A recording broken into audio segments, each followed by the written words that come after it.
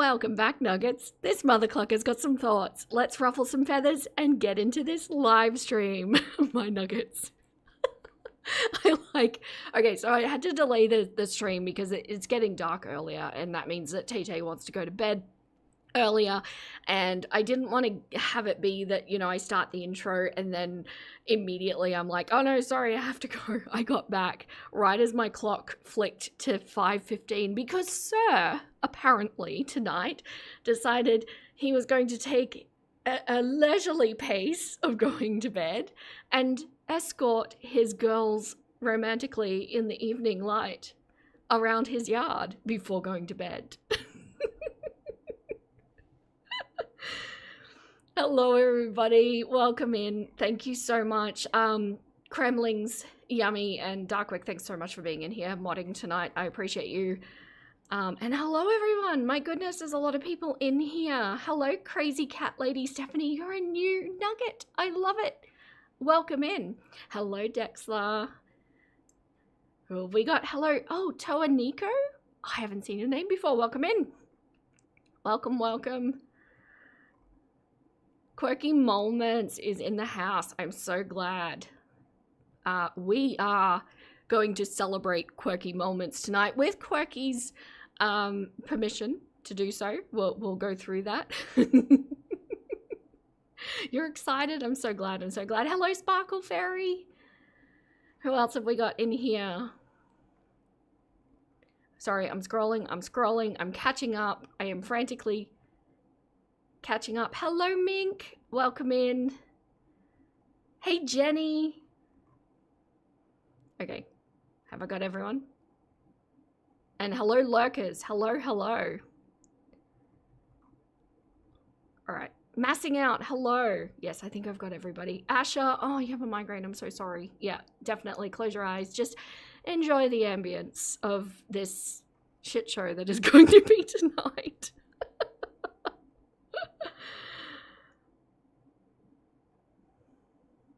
Hello, Pat Ray. Hello, hello. Okay. Spacey Space Cake. Hello. All right. How is everybody tonight? We have a lot to cover. So what I actually have the next like 3 live streams planned at this point.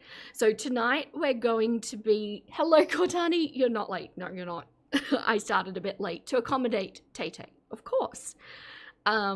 So what we're going to do tonight is we're going to run through the absolutely fabulous documentary that Quirky Moments released. I did ask permission before doing this because I didn't want to like rain on their parade with views and things like that. This is still a very, very small channel, and I really encourage you that if you like the content, please go give them a view yourself and a like and a sub and everything like that. It is superbly put together. I haven't watched the whole thing because I wanted to watch it all with you, but what I've seen is amazing, and it's going to give us that timeline that we needed.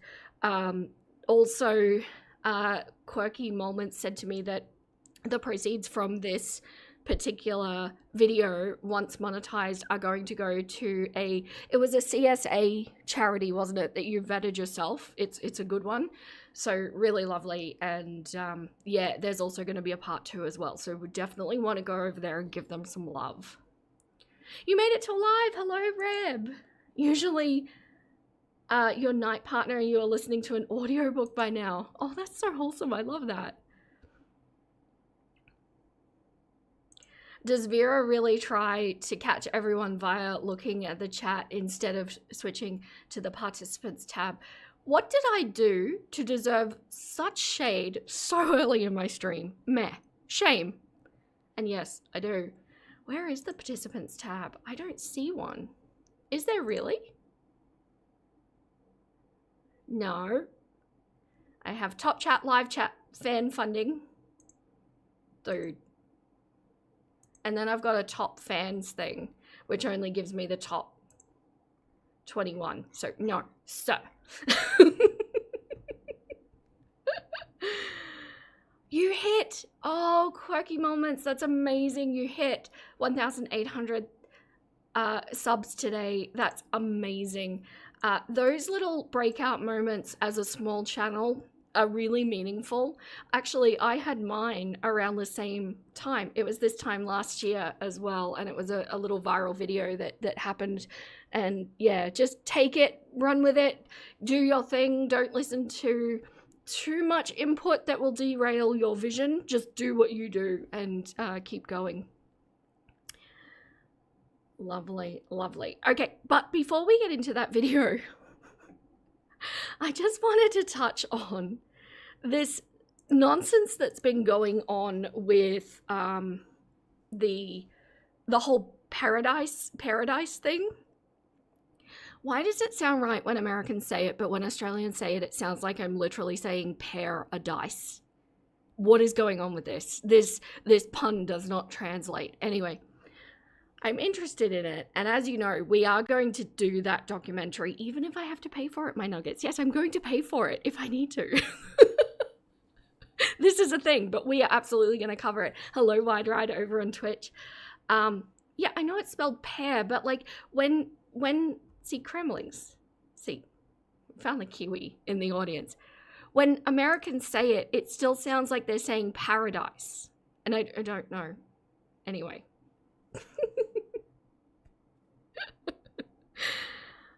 You wouldn't have noticed. Pearadise. So we are going to watch it. It will be on Patreon and Discord, so unfortunately it will be behind a paywall, which I hate doing, but I can absolutely not get away with an HBO documentary on YouTube. That will not do. Oh, sorry, I'm making noise. But this little like mini war that's been going on is hilarious to me. These people are so unhinged. Like, all of them involved in this. And make no mistake, the way I see this guy, anybody who's doing this kind of content is absolutely predatory. If at the very least just being exploitative. But given some research that I've done, unfortunately, I tend to think that it's a little bit more than just being exploitative. And that's a problem. Hubby moments. It's like I've started calling my husband Mr. Chukin. Anyway, so if you haven't seen this, I just wanted to go through some of these things. This is on Nikki T's channel. Nikki does some really good work. By the way, if you haven't seen... Whoops. Oh, no. What have I done? Nikki does some really good work, like logging all of the Instagram stories and everything. So... uh-oh. What am I doing? Oh, look. Stop. Just stop. So apparently this guy, Mr. Pearadise, oh look, I've zoomed in and I've broken everything. Can we just be normal, please? Yeah, I know my recommendations are off. I just stop and look at that one. Don't move. Okay. So this guy left a comment, I guess, on the, on one of her lives or something like that, saying, just to confirm, officially from Pearadise, we have never met or interacted with Rosie in any way, shape or form, not even messages or chats. We have no idea why she would be involved, as any and all of her experiences are completely disconnected from and have absolutely nothing to do with Pearadise, so we need some grammar going on in here. Anything she says about Pearadise is hearsay or projection of her previous life onto us. We are flabbergasted. Sorry. We are flabbergasted ourselves that people who have zero connection with us would even speak here. Now, see, this is weird to me though, because it's not uncommon for documentaries to get in other people who have been in other walks of life within the same theme, right? Mr. Pearadise shoring Mr. Worldwide.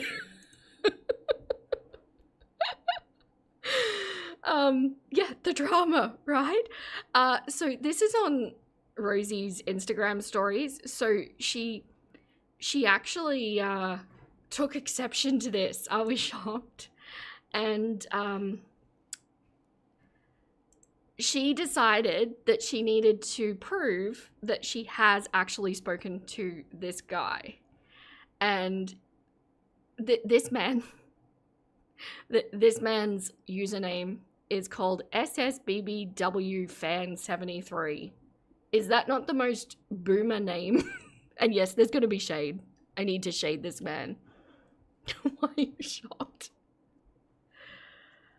Yes, you know it's... Oh, sorry, hello, Spicy Ginger. You know it's bad when even the main villain wants to distance himself from you. Is she really? Foodie is triggered by this. I need to look into that.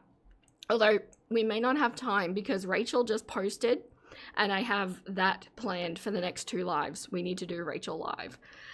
So, he said, hi. She said, hey there, I'm currently based in Omaha, but I'd love to come visit sometime and see Vegas for the first time. I wanted to go the poly BBW party scene out there, which we've already confirmed that Rosie really doesn't understand what poly is. She's essentially talking about swingers parties, really, or even just S parties, generally speaking, but he responded saying, there isn't much of a poly scene here, unfortunately, other than at my house. Ha ha ha. You've never been to Vegas? Oh, that should be... How do I get rid of this? What is this? There we go. Oh, that should be changed. Poking tongue emoji.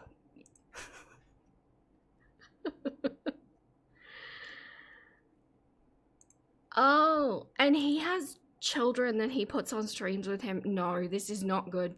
I am looking forward to, I have to say, oh, so he's a 53-year-old weirdo who basically has a content house full of women that with conditions that he's exploiting, yes. But yeah, I am looking forward to the stream where we do the documentary because there is so much not safe for YouTube stuff that I have to say that just gets so messy trying to come up with innuendo and safe words and things like that. There is so much behind this kind of content. It's scary. Was that it? Are there more? I should have taken screenshots of these. Sorry. This is just Nikki T's thingy. I can skip. Then she's also showing that he invited her into his Discord. I was in that Clucker server. Yeah, so Roz is really ticked off about this. She said the friend request was within the past 2 years, by the way. Anyways, check out. And then she plugs the documentary again. It's funny though. I have a feeling, like, because, I mean, let's be honest, my nuggets. A lot of us have seen a lot of these documentaries, right? This kind of documentary. What's the bit that they put in the teaser is the only bit that she features in?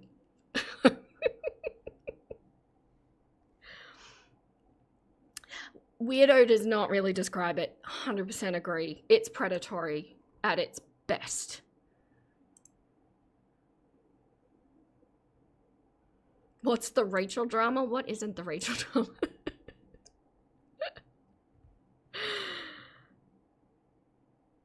She crept in his Discord 6 years ago and thinks that means a connection. Yeah, and the reality is he may not have, like, he may have been telling the truth in his comment, that it could have been that he legitimately didn't remember her, but the history that we've seen of her getting really parasocial really fast with people, I have no reason to believe that she wouldn't have conducted herself in the same way with this man.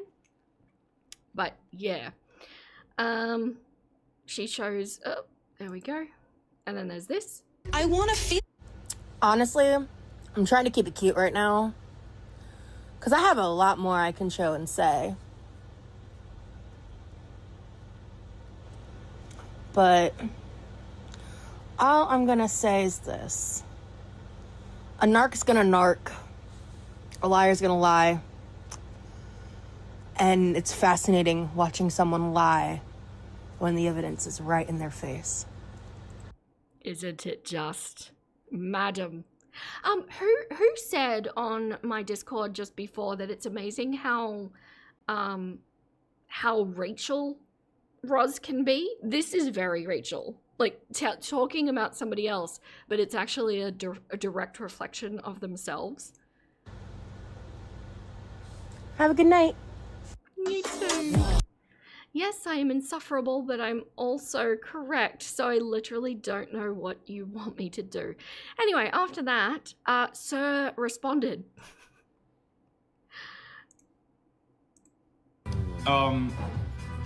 Quirky lover roles is the definition of drama and controversy. Fully clocked.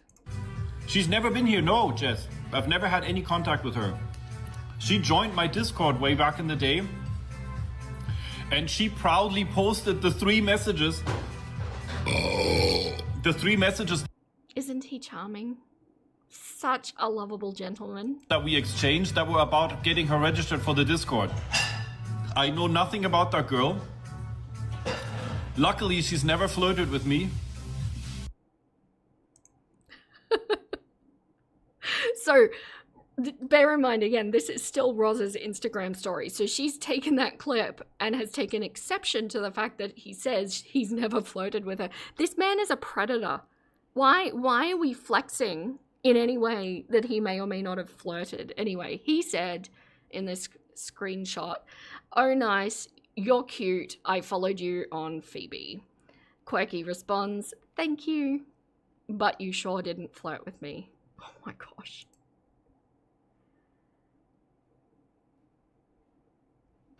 I just want to yap for a second, because, like, I just think it's so interesting, right? Yeah, I agree. I think Stefan meant that their contact wasn't significant enough to be considered important and potentially even remembered. Like, I'm finding that I don't necessarily disbelieve him, but Roz's reaction to it is something. Right? Because I understand there's a wide section of the internet that doesn't fucking like me and inherently is biased against me. Obviously, that's a not shit Sherlock statement to make.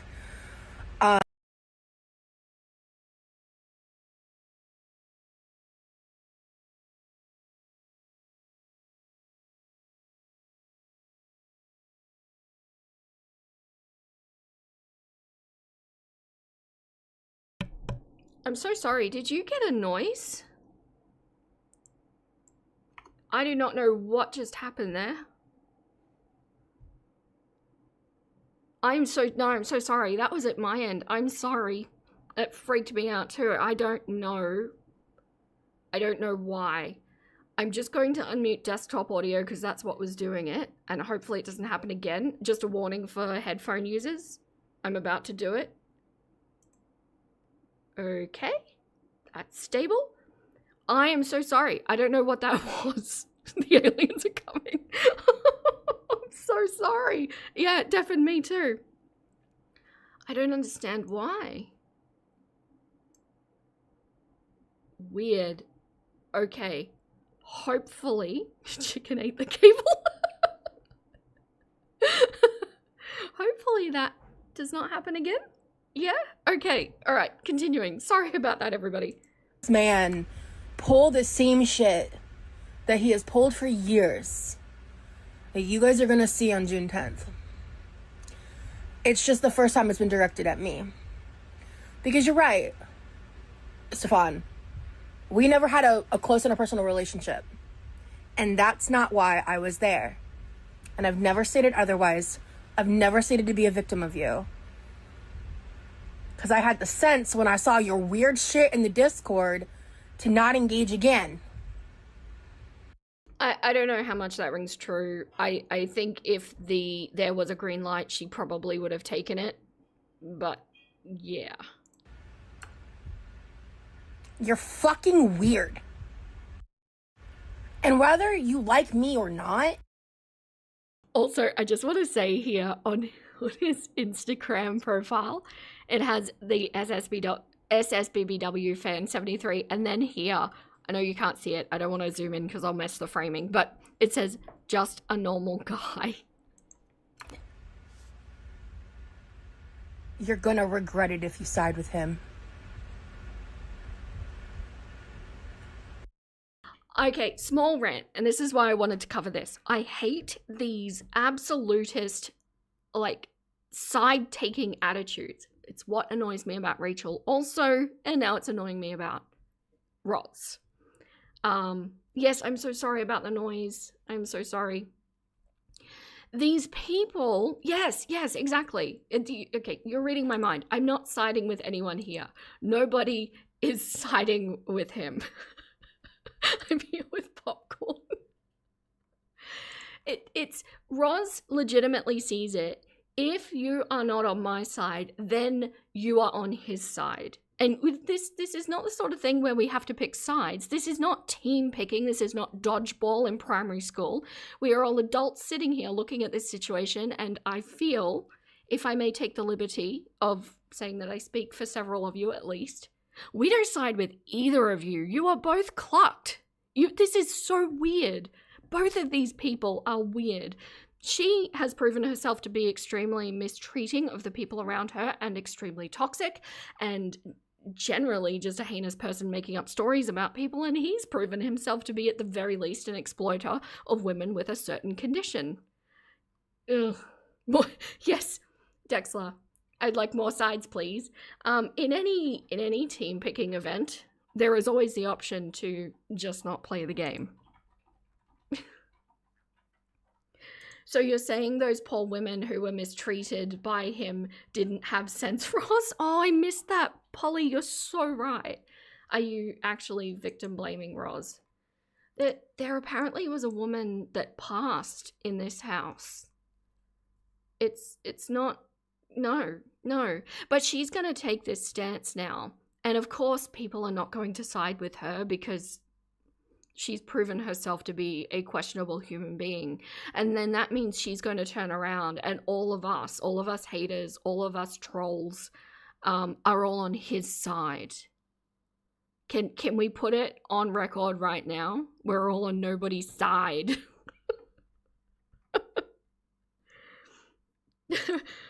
From Wise Words of South Park, it's like choosing between a giant douche and a shit sandwich. It really is. It really, really is. Yeah, she is Sparkle Fairy. She's using this as an opportunity to get eyes and money on her. I actually think it does have the potential to take Girl World a little bit more mainstream than it is, which happens from time to time, and I think it's always very interesting when it does happen. I don't think it's going to have the result that she thinks it's going to have, or, you know, I don't think she's going to be launched into celebrity, you know, lifestyles of the rich and the famous and all that kind of jazz. It's just, yeah. 2. Is it really, Darkwick? There were 2 that passed. It's serious what they do, and it's highly predatory. I can't wait to speak about this without censoring myself.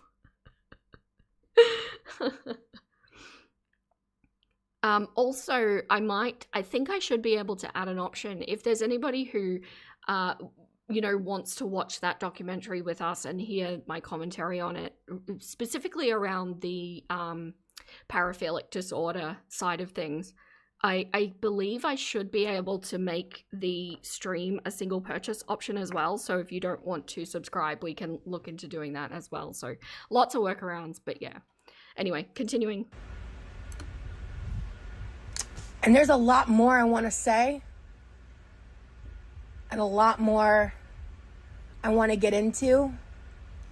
But the reason I'm sharing these screenshots is because I want to prove the point that this is a pattern of behavior that has never changed with him.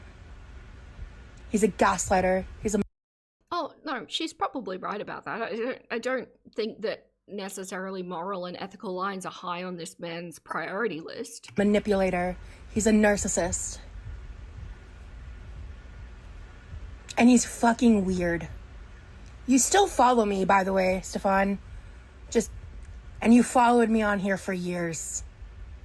I don't know if your ego is hurt, buddy, but you're right. I never flirted with you. Yeah. So, there's that. Cass and Shaw. Oh, Shay.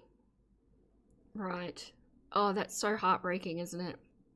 Wide Ride, you are on a 20 stream streak. That is impressive. Thank you so much. Right, one was due to COVID complications. It's so hard when you get into that kind of, you know, lifestyle and physique and condition, because it can be just, I've said it before, like a line of dominoes, right? Where all of a sudden one thing just goes wrong and then everything cascades so quickly. As Polby said about Foodie and Shani, this is two kettles that are whistling at each other. And we're all just sitting back going, oh, okay. Oh gosh, people are still getting the noise. Oh, I feel so bad. Okay. All right, so that's what I wanted to show there. Now let's get into the main event, shall we?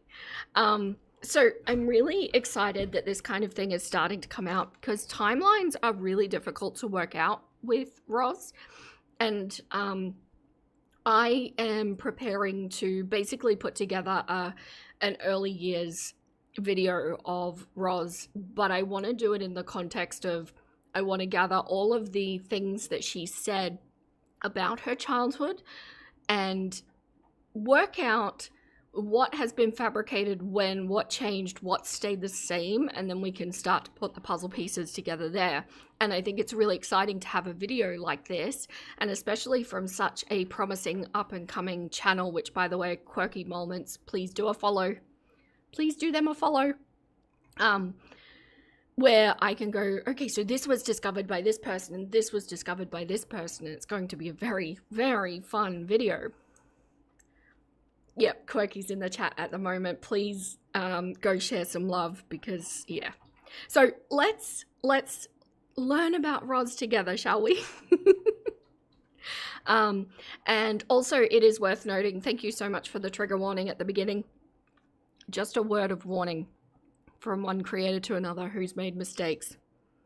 Don't put that up front. YouTube will flag it immediately. Once you're monetized, just do a little intro first, then do it subtly. Otherwise, they immediately take that as a reason to go, oh no, this is no good, let's kill that. Anyway, unwarranted advice, I'm sorry. But yeah, you know I don't normally trigger warning on my channel unless it is out of the ordinary or unless it is so much. I'm guessing that what we're covering here, there's just going to be so much. So, yeah, keep that in mind. If this gets too heavy for anybody at any point, just dip out. No shade. Just catch me on my next live and we can go from there. No problems, Quirky. Also, if you have any questions, don't hesitate to DM me. I have trialed a lot of, you know, finding where the boundaries are and what can be pushed, what can't. Happy to help. No trigger warnings about mouth noises. Did you watch my Rachel video that I just released? And I did not warn people about it. Oh, fully evil. If you haven't seen the Rachel video, by the way, yet, it looks like I'm being punished by the algorithm and it may not be showing people because I haven't been uploading enough. So go check it out if you haven't seen it already. Alrighty, let's get into this.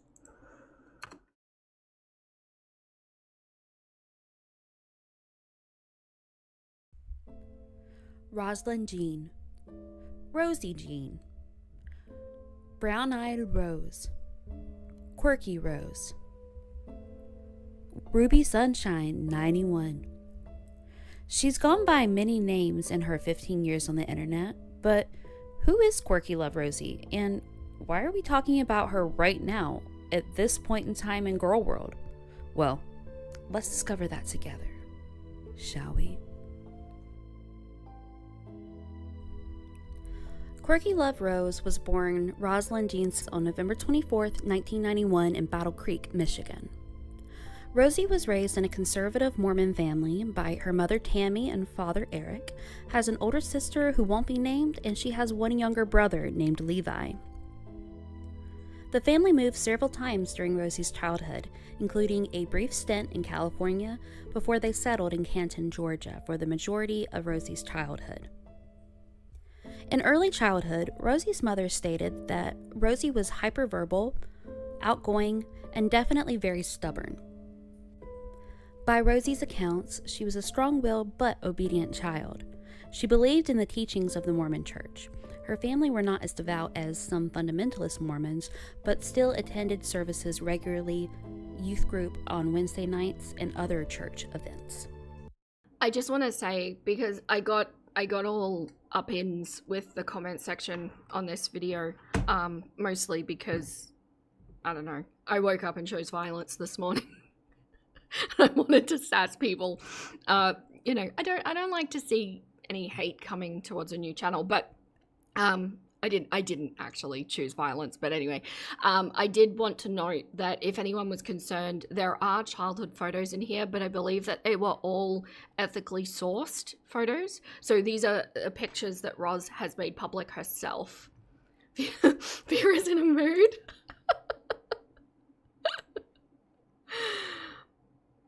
Yeah, she was hyperverbal and didn't speak until 5. She's catching up. I don't know, though, just here and there, I'm not sure if Roz knows the difference between hyper and hypo and what they mean and which direction it's supposed to go. Yeah. Dax, thank you so much for being a member of the Clucking crew for 2 months. Thank you. Like the stream, or Rosie will expose Dexla. Do I have to say this out loud? Why do I not read things before? Okay. Like the stream, or Rosie will expose her, quote, brown-eyed rose to you. Thank you so much. I appreciate you.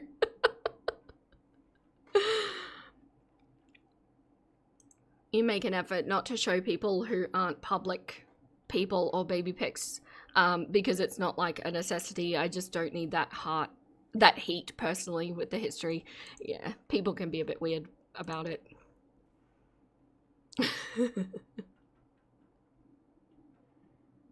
Oh, really quirky. A few weeks ago, her mum was like, you never stop talking, when Rosie said she didn't talk as a kid. I laughed so hard I put that in the doc. I love this style of documentary. I really love the narrative, and your voice is so nice to listen to. See from her booty, you like the stream. Thank you, Meg. So, I guess I'll start with childhood. I was born into a Mormon family. I was raised Mormon. I left the church when I was 18. We can get to that in a minute. Around that, I was very isolated as a child. I didn't do much outside of church and school. I didn't go pretty much anywhere. I mean, at one point, my parents had 7 jobs between them.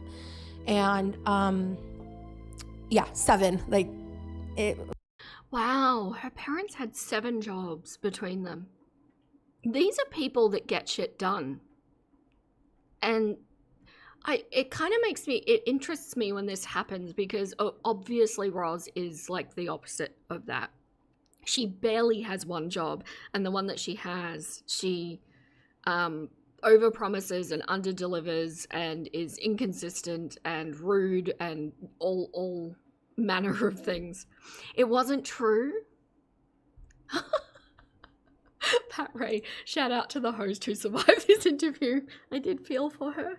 And do you remember when we covered that interview in the lives? She was trying to wrap that up for like 15 minutes, but Roz was taking that as, you know, opportunity to speak about herself even more. 7 jobs, they work 25 hours a day.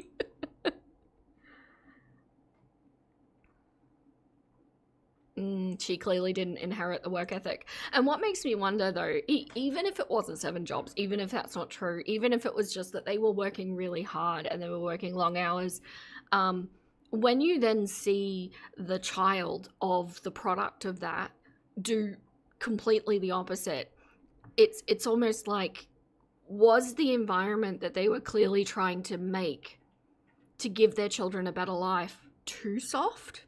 Were there not enough boundaries put up? Were there not enough requirements put in? I just... Kremlings. Her brown-eyed rose decorating her rolling chair towel. What do I do with you?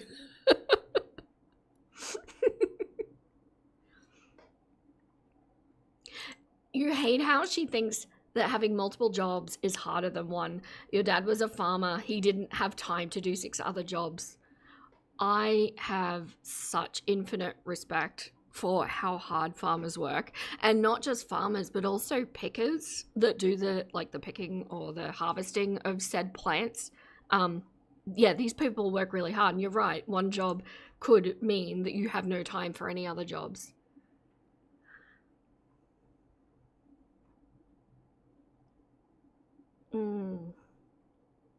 Yeah, I was wondering about that too, Nikki. What did she not argue over?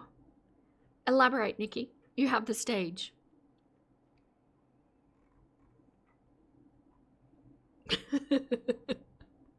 Yes, Cramblings is Cramblings is modded just so she can torture all of us. Right. So the mother didn't argue about the 7 jobs. Yeah, but you're right. Maybe she was just keeping it cute for the live.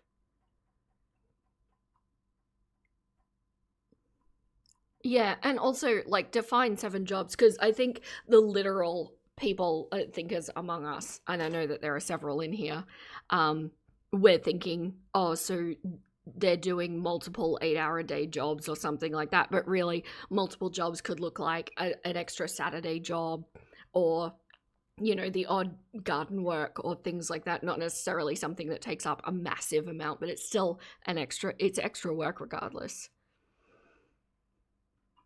Mom just kept it quiet. Can you imagine what Roz would be like when the camera goes off if she feels that she's been made to look stupid on her live? I am so sus on what goes on like behind the scenes in that household, based on what she feels is okay to put on camera. It's not good. Veronica, thank you so much. Off to bed now. You'll be a replay queen tonight. I love it. Thank you. Sleep well. Sweet dreams. Don't dream of Roz. Yeah, right. Mum did like random helper jobs too, kind of like she does now when she's home helping out on holidays. Yeah, but they're still extra jobs. They are. Oh yeah, good point. Extra work at the church. I can agree that possibility with that possibility, but my text window is blocking the name of whoever said that. Out of interest, Quirky, since you're in here and I can actually ask you questions, where did you find the information that they weren't a super devout Mormon family? Because I've wondered about the same thing. Like, there is a certain amount of seriousness that comes with the Mormon faith anyway, like just in and of itself. But I have been really interested to know exactly how serious are they? Are they just casual, like casual Mormons, or are they a little bit more devout? And we're not getting into the FLDS side of things either, which is completely separate again. But it makes me wonder, because I think it informs on, you know, how are they going to take her, quote, queerness or her boyfriend's bi-ness and things like that. Roz said it?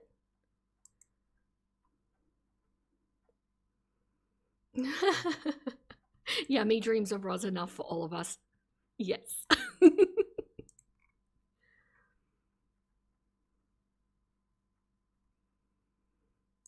Probably from you, because for Mormons, they aren't that strict when compared to the alternative. Yeah, it seems that way. Yeah. It does. And just a reminder, everyone, I know we're speaking about religion, but let's all be nice and respectful to everybody who's in the chat. There are multiple walks of life in this community. And yeah, we don't need to be calling anyone out. From Roz's video on the Mormon topic, she said herself they weren't as devout as other families, so I used her phrasing. Yeah, awesome. But they were not, no, they weren't FLDS. That's an entirely different thing. I saw they had family who had like a yard wedding and not a temple wedding. Okay, so on the more casual side of Mormonism.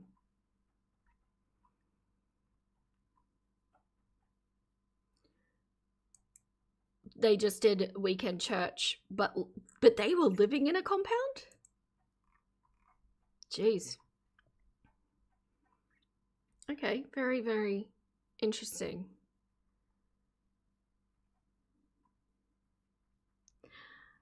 They did a few church events and weekend church. She did a youth group at some point, and Levi did some stuff. Okay. KY dad.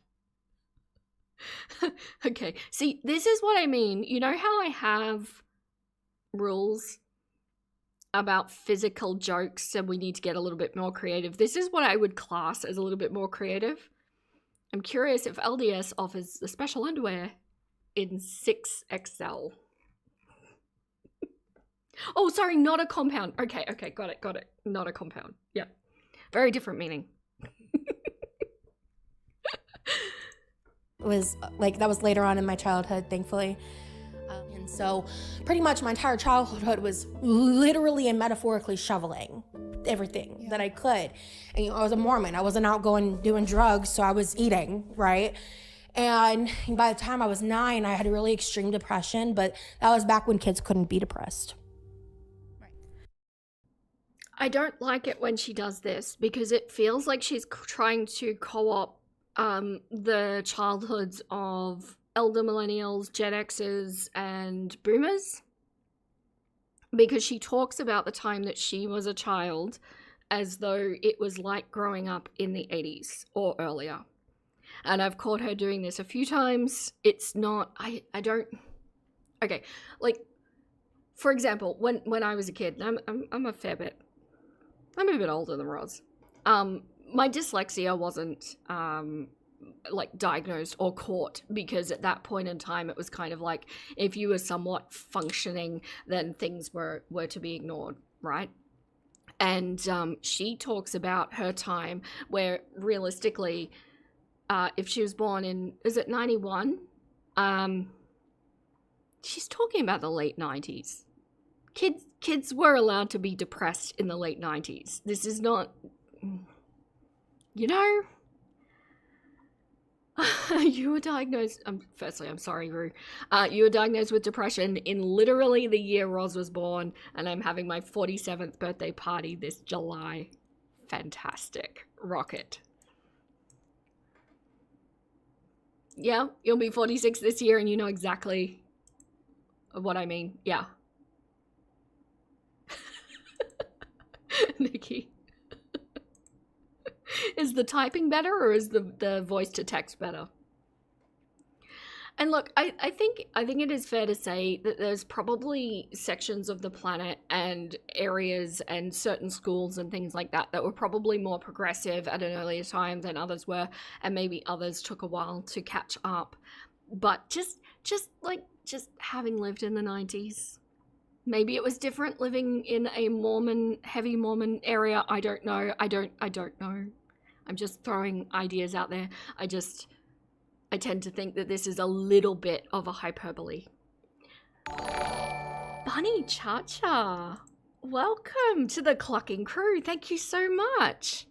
Welcome, welcome. There are members-only videos and a Discord waiting for you, should you choose to use it. There's a tutorial, by the way, for new members in the description of this live, but if you still have trouble with that tutorial, just shoot me a friend request or DM me somewhere, I'll get you in.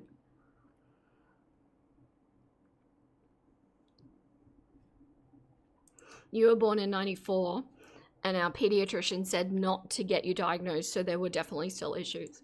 So it is possible she fell through the cracks.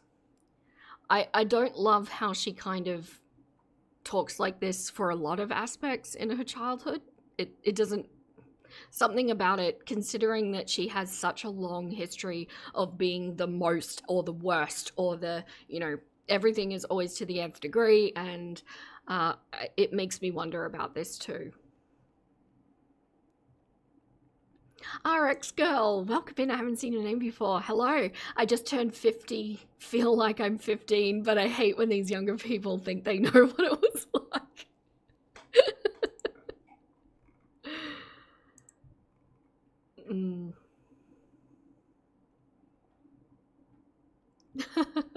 You don't use Discord anymore. It's fun though. It's tempting. I resisted the Discord for so long, but people kept asking for it, and I got one. I rule it with an iron fist, but no, it's fun. It's a lot of fun. We do streams, members only streams there. Yeah, possibly. You do think Mormonism would probably discourage diagnoses, except Levi is diagnosed. That's valid, right? If they're progressive enough to go autism, surely they're progressive enough to do depression. I don't know. But it's also possible that, like, there's a world where I think Roz is a malingerer. And there are some studies that suggest that when you've grown up in a household with a sick parent or a sick sibling, or I know Levi's not sick, I get that autism is not sick, but it does require attention. And sometimes when people turn to malingering, it's because there's been that kind of attention given to somebody else, like in the household. And so then the malingering comes out as some sort of a retroactive grasp at said attention. Oh, thank you, Pat Ray. LDS doesn't discourage diagnoses. Interesting.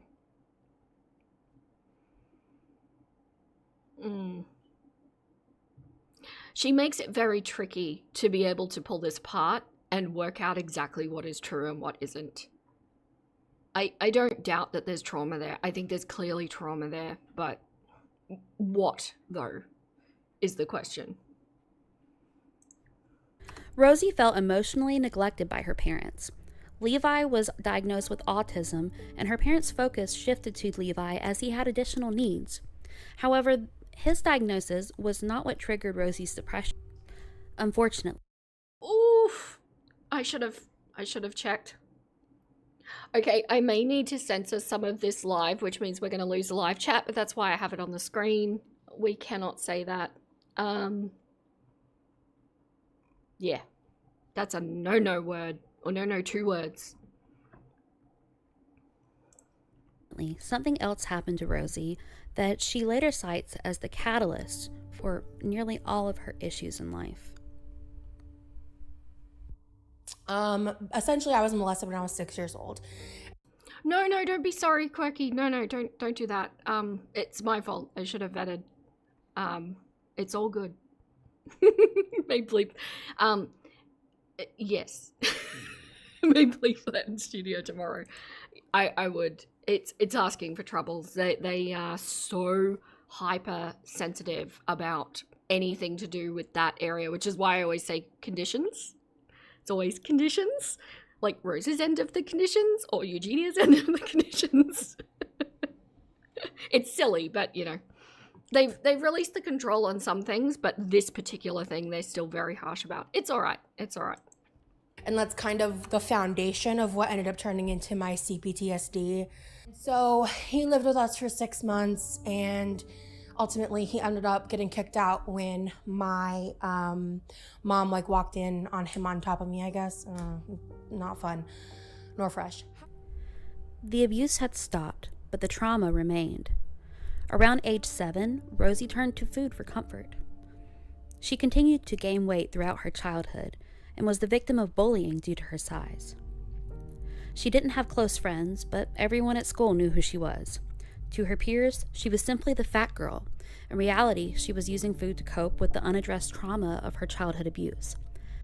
And I do believe that she will have suffered that way because, also, if you remember, she was a child in the late 90s, early 2000s, and if you look at any, TV shows from back then, the people they call, quote, plus size or curvy or voluptuous or whatever, are actually very, very, very thin women. And any sort of, like, I remember back to my childhood where the kids that were called fat and teased for that, looking back, they actually were relatively normal. But Roz, it seems, has always been a little bit more of a progressed physique. And yeah, I have no doubt that this would have caused a whole lot of issues socially with her. And it probably explains a lot of the mentality now. Doesn't excuse it, but it might explain it. Yeah, exactly. In the 90s, you were either bones or curvy. Horrible, horrible stuff. And every so often, you know, we'll watch something that was from that era and you just go, what? No wonder millennials had such horrendous body image issues. Good call, yeah. Weaponized victimhood is dangerous. It is. She was 17 to 18 here.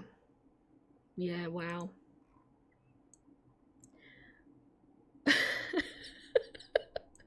Well chosen word, progressed physique. Oh, I have so many euphemisms up my sleeve, let me tell you. I can almost do it in real time now.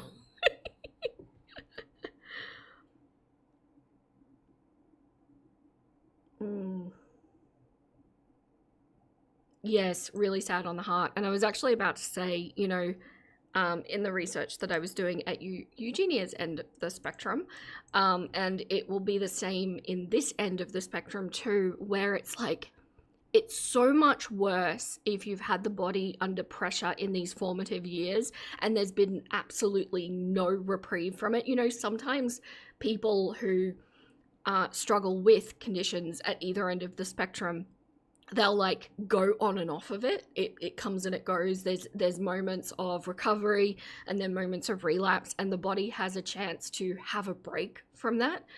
But in this case, in her case, and certainly in Eugenia's case, it's just been like that for the whole life. And that kind of thing really sets you up for long-term issues should you recover, or, you know, speed running the game over scenario, in essence.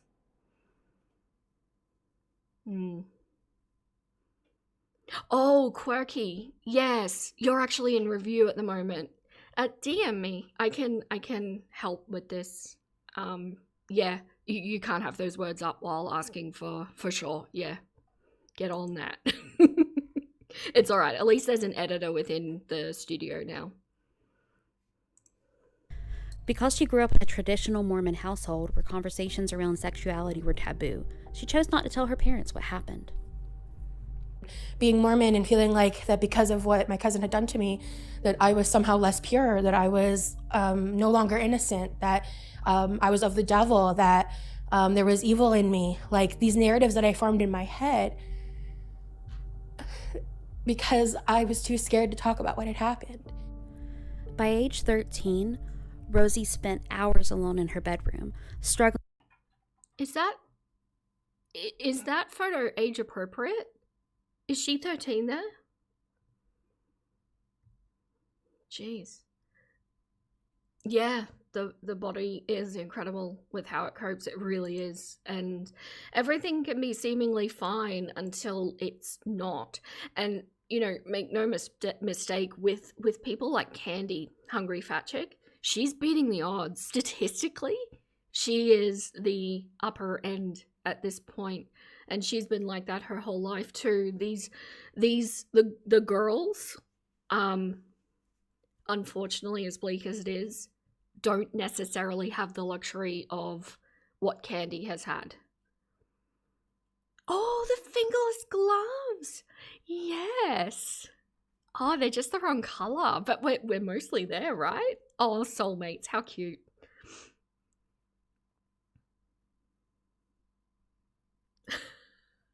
The one in my thumbnail, she's underage. Oh, I know, there was one, but it's not the bad one. struggling to process the memories and believing she was somehow to blame. By the late 2000s, pressures forced her parents to work multiple jobs to support the family. She was often left unsupervised with her siblings, and she had unrestricted access to the kitchen, where she routinely binged on chips and cereal. Her weight rose steadily throughout high school, reaching over 200 kilograms by her final year. I kind of feel for her with that because I had a similar situation. I was alone by myself a lot. Sorry. And on the one hand, I actually think that it's done a good thing because I learned really young how to be okay with my own company and how to entertain myself, which I think as an adult is a very beneficial thing to have. But yeah, I know what it was like because I'd been like before school care and then after school care. And then when I got old enough, it was just, you're just home alone and things like that. And the old enough, by the way, is probably not what you would class as old enough. We've definitely had this conversation before. This is the 200 kilo photo.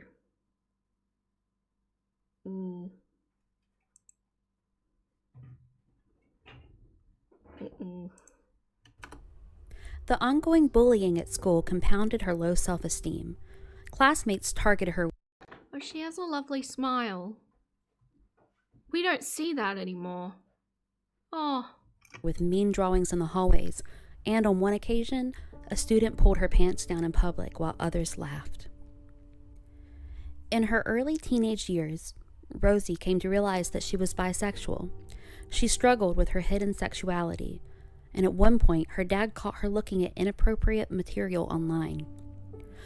And he handed me a business card with no conversation. And I hadn't said anything. I hadn't come out in any way. I didn't end up coming out till I was 27, by the way. So I do imagine that that would be difficult if you're living in an environment where you're going to church every week and hearing how that kind of thing is of the devil, or you're going to go to hell for it, or whatever the case may be. I had a friend who was excommunicated and cut off from his family because he's gay and they were Mormons. And it's devastating to see that kind of thing, especially when the faith is put ahead of the parenthood. I think that's absolutely horrible. And it's okay to have certain feelings towards, the young person that was struggling. And also at the same time hold the adult version to account for the bad behavior that they're doing, right? I think we can do both of those things at the same time. And while this kind of thing definitely explains some things, it definitely doesn't excuse them, nor does it exonerate her from any accountability. Yes, Nikki, I've been hearing around the place. I have not verified it yet. So today, Charlie, you think, said that the dad argued this. This is regarding the conversion therapy stuff. I've been hearing around the place that he denies that. Yeah. Yeah. So I don't know. I want to do more digging into that because he could also be lying. It's just because she has a history of being a liar doesn't necessarily mean that she's lying now. It's so hard, and that's why it makes it so difficult when people do this, because you go, where do you even start to unravel this ball of knotted yarn? And actually, look, it's not even a ball of knotted yarn. It's like 10 balls that are all knotted together, and they make it so difficult with every time they change the story to go, okay, no, this is true, this is not true. And ultimately, it's only hurting Roz in the long run. No, don't. Quirky.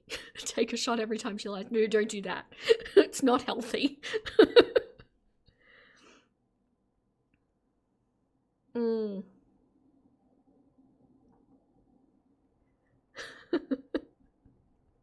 You're gonna host a live stream for part 2. Y'all are invited. Bring alcohol or a fun drink, and we're taking a shot for every lie. I don't endorse such irresponsible consumption of alcohol. dear. Yes, it would be alcohol poisoning. Yes. Yes. Nikki, you're working on putting the contradictions side by side, but that's a year-long project. I was saying earlier, mine is see you all in 2027. Geez, that's optimistic.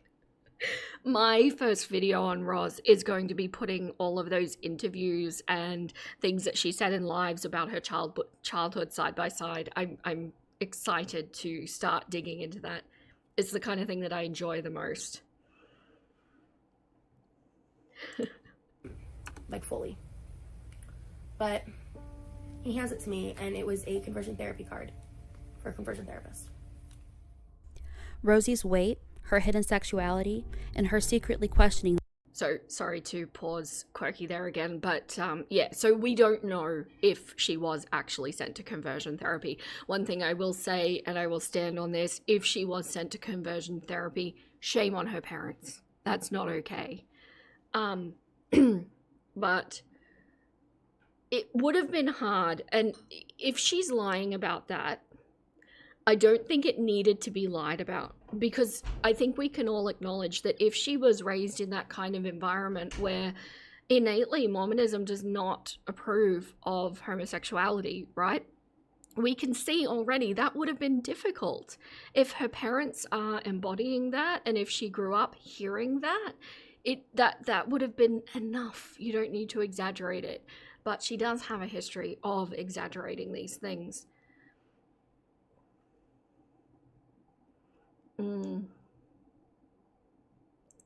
Vera, you may have caught it, but she said, but she had to admit she was lying. So she did lie about that.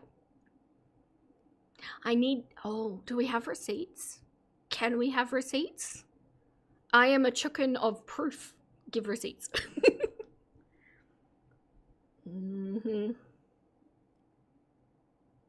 This doc sparks so many conversations. Yeah, it's very well put together. I really am enjoying it. All the credit to you. You have a style. Don't lose the style.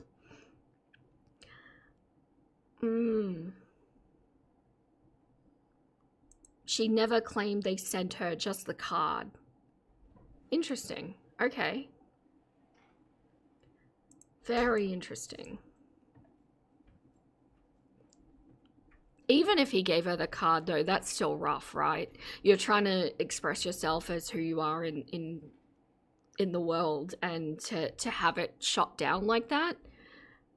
But yeah, it was a couple of weeks ago.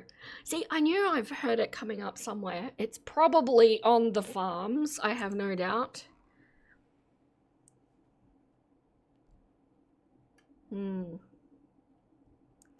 You were searching, and there is a big gap around when that accepting the lie would have been. Some digging is required. What fun. The teachings of the Mormon Church on gay marriage all contributed to her feelings of isolation.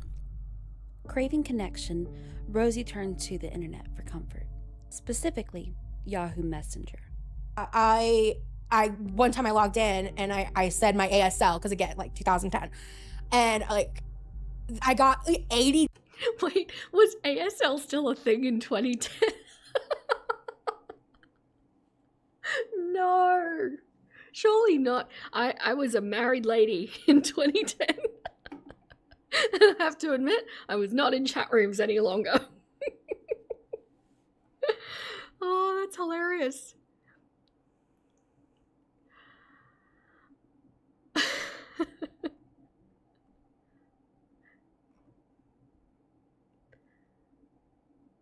No problems, Justine. You have to go you have to go chicken. Sorry, I thought you said you have to go to chickens. And I'm like, oh yay, gotta do a Bunnings run. That makes more sense. Everything's a mess. Yeah. It's tricky. And Nikki, I've taken your advice on how to do the deep dives that I like to do, because normally I like to be a completionist chicken and do everything chronologically, or at least within categories chronologically. And Roz is going to be the first one that I've gone and written down a whole bunch of ideas of mini series or videos that I want to do on each thing, and there's so many. There's so many. I could be here for years doing this. But no, it's good, I think, to kind of do the category of thing and then have it reference back and all over the place. But I still want to start with the childhood and what is fabricated and what isn't, because something that I've put together, actually, Nikki, after watching your live stream on the magazine thing, and then I went and watched Rain's video, very well spoken, very well articulated woman, and I realized that some of the things that have changed in Roz's story actually sound exactly like Hungry Fat Chick's origin story. And considering that Candy and Rain are friends, I feel like there might be something there. She forgave her? Oh, no. No. I have a feeling that Roz may have co-opted some of Candy's story and put it into hers. Yahoo chat was full of creeps back in the day. Yes, that was your youth. You know what my youth was? ICQ. That was full of creeps too. But I do have to admit to being in Yahoo chat rooms for sure. Like 15-year-old me. It's not good.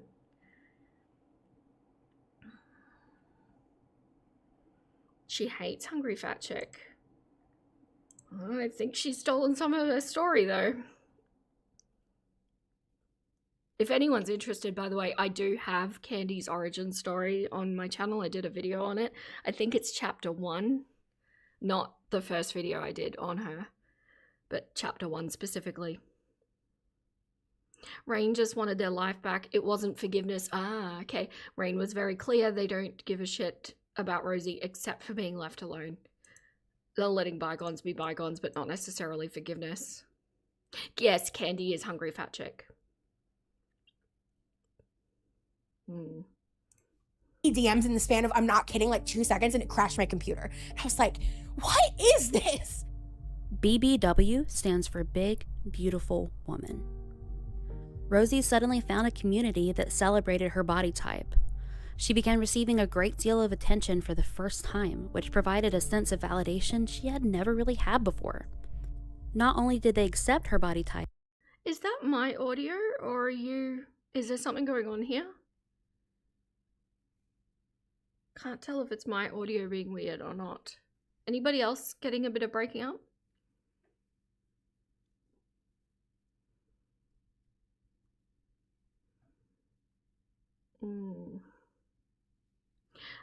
Yes, Cramlings, you are on the young end of this chat. The vast majority of my audience are elder millennials and Gen Xers, for the most part. You didn't hear it? Okay, all right, it's just me. Good stuff. They celebrated it, and for Rosie, that attention was addictive. Well, I ended up talking to a guy who was way too old to be talking to me. He was 10 years older than me, and he was visiting in town. I lied to my parents. I came up with an alibi with one of my friends that my mom hated because she's the kind of friend who would make an alibi for me. And I did something really reckless and dangerous, and I met this person up somewhere, and we met up. Events transpired. I went to church the following week, the following Sunday, and I remember I probably arrived late. I sat in the back, so not in like the main. I'm sitting there and I'm just getting antsier, and I just keep having this really loud, big thought in my head that I cannot shake, and it's just, I don't belong here anymore. Rosie got up, walked out, and officially moved away from organized religion. Eventually, Rosie's family also moved away from Mormonism, although her mother still holds to some of their beliefs if her most recent live streams are to be believed. Well, I noticed that they still have a picture of Jesus on their walls, so they can't be too far removed, right? Unless they've jumped faiths? Or do we feel like does anyone know, any Roz historians in here, do we know if they completely turned away from it? Or have they gone to like being Christians or something like that?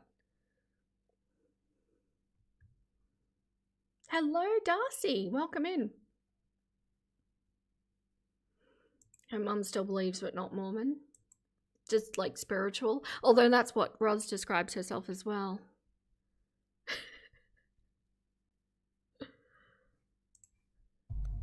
Her online interactions continued. Rosie began posting nude photos in forums dedicated to BBW, aka Big Beautiful Women. However, I could see how that would be appealing to someone who has struggled in school with being different and who has been ridiculed. I imagine that even if she went to the nicest of schools, just children can be harsh to anybody who is not the same. I could see how what would be perceived as a life of utter rejection, and then to walk into a community like the SSBBW community and be fully accepted, and not just accepted, but worshipped for the state that she's put her body in. That, I think would be intoxicating and potentially addicting. But then we get the whole thing where we've seen how Roz deals with regret and the stories she creates and constructs around her regret so that she has no accountability. So something that she got into and potentially realized is not positive for her is now all of a sudden being groomed into said activities, right? during this time, her weight continued to climb. Hello, my name is Rosie. I'm 20 years old, I'm 5'6", and I weigh about 440. I live in Canton, Georgia, and I just recently moved out 2 months ago, and this is kind of my living space. And, you know, I'm just still kind of moving in, and we moved in about 2 months ago, so it's kind of barren. And this is the kitchen and the new house that I just moved into. We had, before the other people who lived in here moved out, we had a different table set, and the chairs were much more sturdy, but these are more antique. And so I'm terrified to sit in them. I tried once, but see this kind of lightweight, old, rickety chair. I'm even scared to even try doing the video because I don't want to break it. It's not my. Don't show your feet on the internet. I'll get all kinds of people in here again. I'm still traumatized from the last time. Yeah, she does seem to have a bit of a lisp. I think so.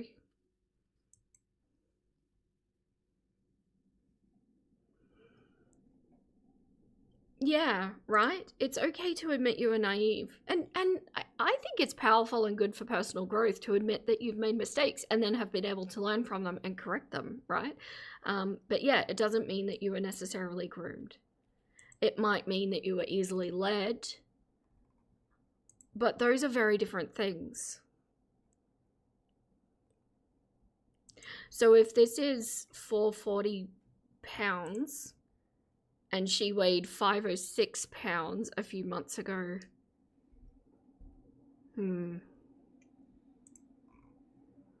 Yeah, I don't know that she's necessarily honest about her weight. Which she doesn't have to talk about at all. She could just ignore it. Which brings me to another point, actually. This whole documentary coming out, you know, she's been saying that she doesn't want to talk about her adult spicy time, which I agree, and I support that consent to discuss something can be taken off the table. I don't have a problem with that. I think at any point, any one of these girls could turn around and go, you know, I don't want to talk about that. But part of that not talking about something also needs to be you not talking about it. And by talking about it, it gives it permission to be on the table. And yeah, there's some wonky maths going on here. Did her mother film all of the Biggest Loser audition? I don't know. We still need to cover that too. Oh, there's so much to do. Yes, Dexler, saying you were groomed puts the blame on others for something that you should have been taking accountability for yourself. And that's the common thread with all of her stories. It doesn't seem to matter what she's talking about. or what a person has done or what she's done. There is absolutely zero accountability on her.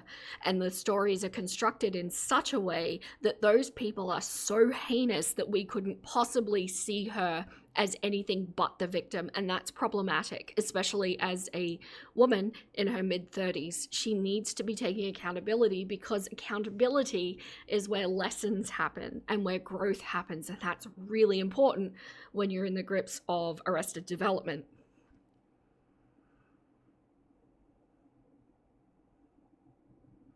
Oh, now I'm intrigued. You're fascinated by the cues her mum feeds her in the Biggest Loser audition. Strange dynamic. There is some heckin' enabling going on for sure. Yeah. Mine. In 2012, Rosie auditioned for the TV show The Biggest Loser. Ultimately, she was not selected for the TV show. She recorded this video as her audition tape, and it showcases the realities of living in a 440-pound body.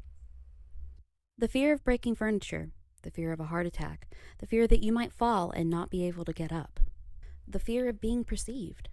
Because that's how I'm perceived. All of those fears do not trump the fear of actually being a full adult, an accountable and responsible adult. That fear trumps everything.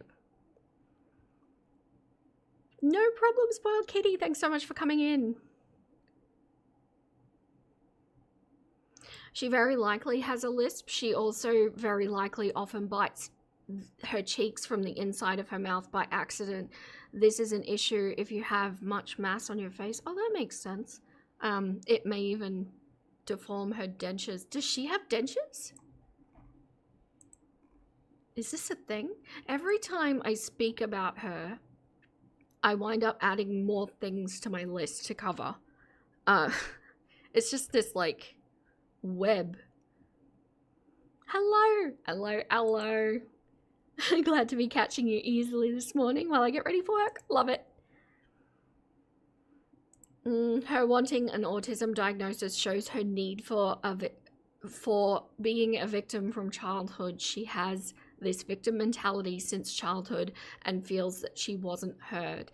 And it's important in her arrested development, because if she has something that keeps her reliant or a dependent on the adults in her life or anybody else in her life, that means that she ultimately doesn't ever have to take responsibility for anything.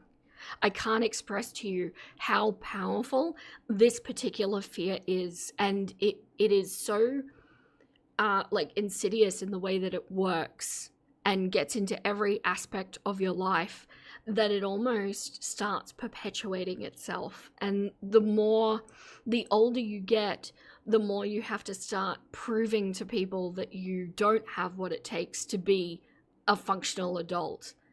It's a nasty one, and the only way to get around it is to actually start doing stuff scared. And that's why I say action is so important. Do the clucking thing. I'm perceived as incredibly lazy, fat, stupid. That's just how I'm perceived. And I want to change that. I'm sick of it. Because I'm not. I'm not lazy, and I'm not stupid. I am anything She's not lazy. She's terrified. but stupid. I was diagnosed bipolar at the age of 16, and I started feeling symptomatic at 15. Dealing with being bipolar has been a very difficult thing to deal with, because you're so all over the board. You're much more likely to have an addictive personality, which I have one, obviously, and it would make me want to eat more. You're more likely to, do drugs or become an addict of some sort. Hence, I'm a food addict. So, up until this point, I haven't given any criticism about Quirky Love Rosie. The reason for that being is that up until this point in the documentary, she was a minor. I'm so sorry, Quirky. I'm going to keep giving you unsolicited advice. Be careful of these sorts of words. I know that it's for a helpline. It doesn't matter. The AI can read. You want to shorten them to CA or something like that, or CSA or something to that effect. it's a really tricky area that it's dancing around.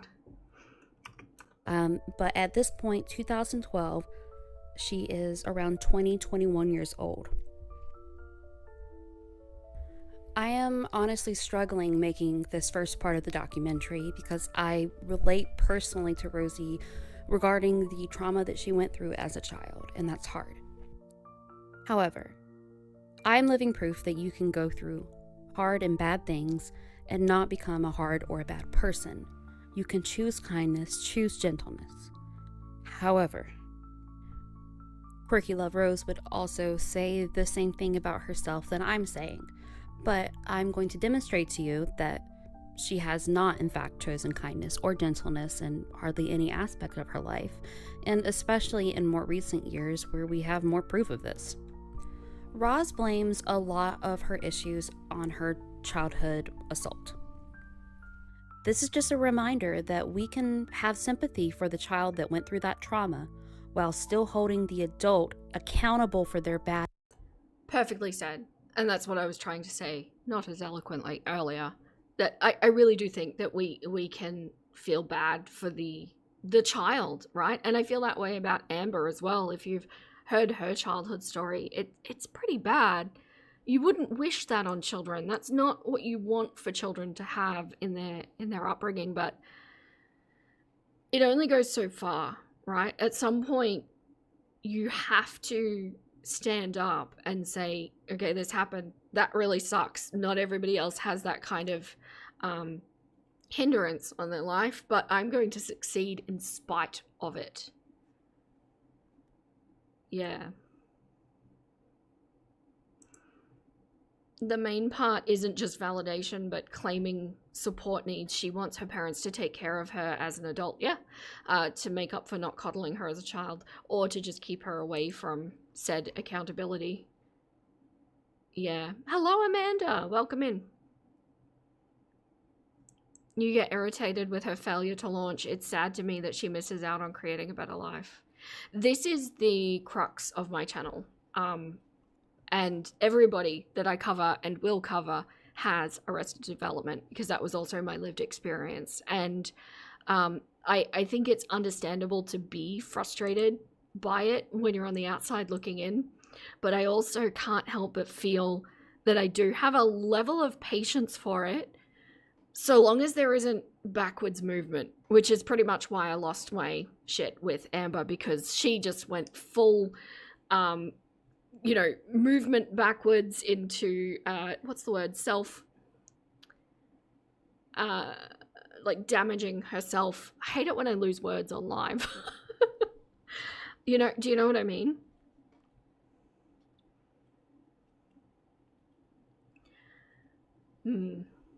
It's tricky. Sorry about that. It is really tricky to get out of, and it takes so much work, and it takes reparenting of yourself, and it takes conviction, and it takes being okay with being very uncomfortable in a lot of situations. And the frustrating thing is that I think a lot of the girls lack that conviction. They haven't found that drive yet. Yeah, that's true. Trauma can make you selfish and damaged. To be healed and live healthy, you need to evolve and not remain broken. Absolutely. Absolutely. Actions. That's the goal of this documentary, to hold her accountable for her actions. You should note that the tone of the documentary is going to shift dramatically from here on out. We're going to be talking about greeterism, we're going to be talking about some mexy work, and lots of other things that I need to use code words for. And that's just the reality of Quirky Love Rose's online presence during this time. So I also need to make a disclaimer that I have zero experience with that life. I was also pretty sheltered as a child, but I never went through a wild phase like Rosie. So if I mess up, if I say anything out of place, you're welcome to call me on it, but know it comes from a place of innocence and not from a place of malice. Oh, crazy cat lady. I saw your comments at the beginning of the stream too. I'm so glad you're enjoying the content. Vera, while listening to your other content earlier today, you touched on the do the scary thing advice. I talk about that a lot. And even as a mature woman who's faced adversity and succeeded, I needed to hear that today. Thanks. I love that. I love that. Anytime you need to hear that, just come back. Ask for it. I'll tell you to do the thing. Do the clucking thing. Do it scared, do it uncomfortable, do it until it isn't anymore. And it does get to that point if you do it enough. Don't feed your fear monster. So everything I'm going to show you in this documentary is something that I've found a paper trail for. Either a video that Roz herself put up, or posts that she deleted that I'll find either on the Australian transplant farms, or locale forums, or through... Wait. Australian Quirky. Did you just reference Kiwi Farms as Australian transplant?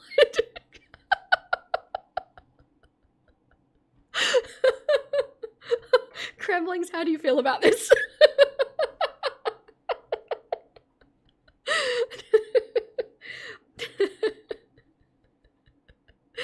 They don't like to be called Australian.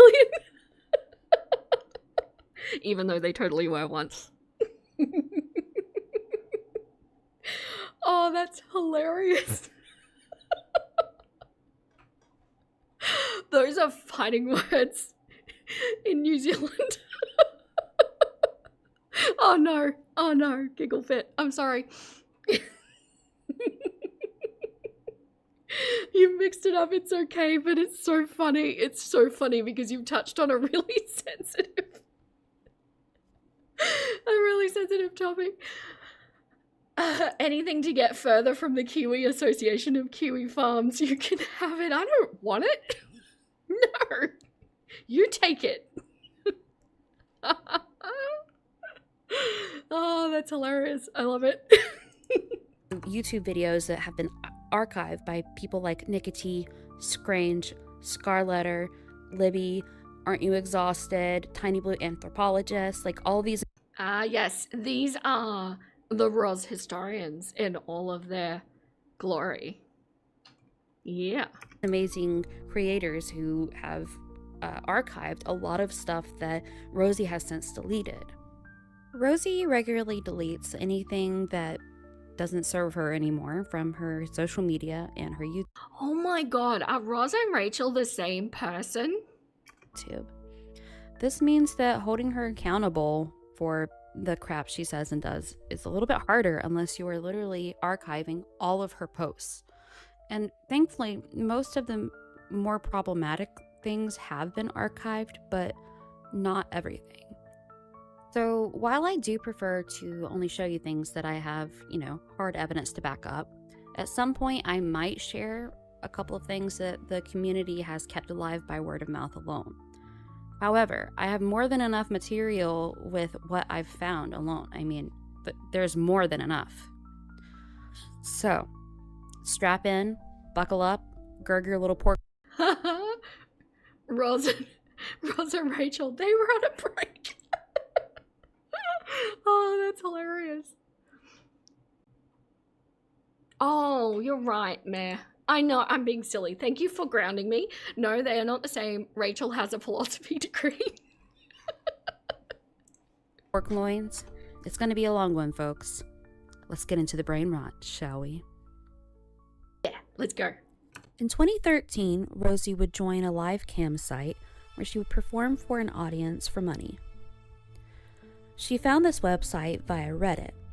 Reddit is also where she met her boyfriend, Chris. And you met him online too? I met them at this on Reddit. Okay. Yeah. Actually, my ex, ironically, was like my biggest chipper on. Oh, so this is Chris. I have all of her relationships on my list as well. I'd like to do a video on all of them, or at least a mini series or something like that. So is this the guy that she was referencing in her stream the other day of what was she saying? That he didn't cheat on her, but he wound up with her best friend like the next day or something to that effect. Gird your loins.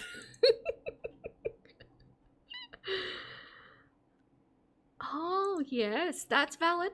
Hey, Roz is studying too to be diagnosed as autism. Walked in with all of the, like, cliche things that autistic people do.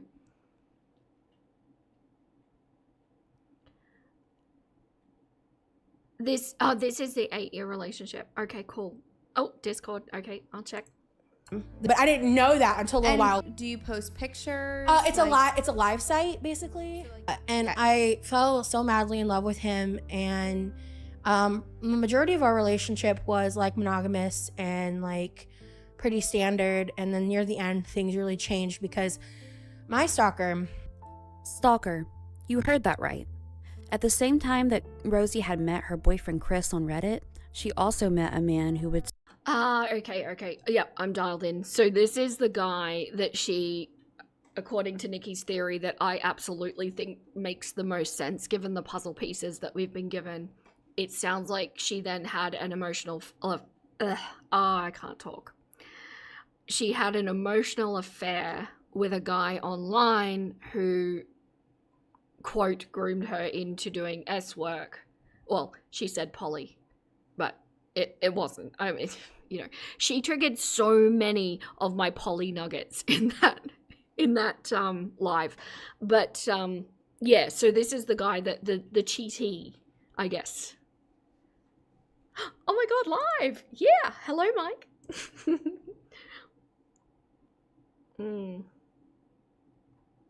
Thank you so much, Wrinkle. Hey, Wrinkle, you sneaked in on me. Hello, thank you so much for being in.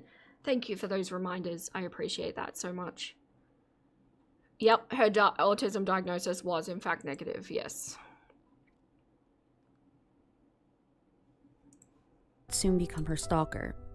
One day during a live webcam, he doxed her live.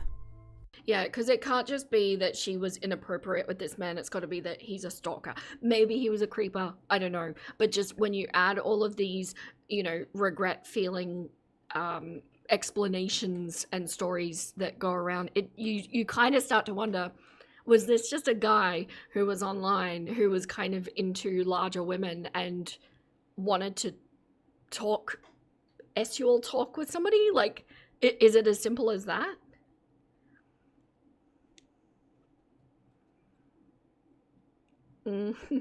All the girls have an inability to give medical slash MH prof the grace they ask for themselves. Diagnosis is not always obvious, but none seem to have followed through long enough to care and hop around. I agree with you.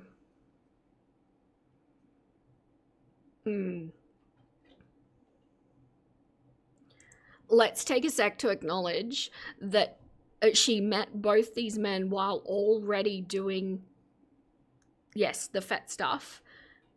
Exactly. So she's already in predilection territory. So how can she be further groomed? You're with Nikki. She didn't. Sorry, dyslexia entered the chat for a moment. I'm with Nikki. I think she didn't like how he got, and she twisted it for clout. Yeah, but that doesn't mean that something non-consensual didn't happen at some point. I agree, and that's why I say I kind of think the childhood stuff, there's something there that makes sense. I don't necessarily know if it's the way she described it.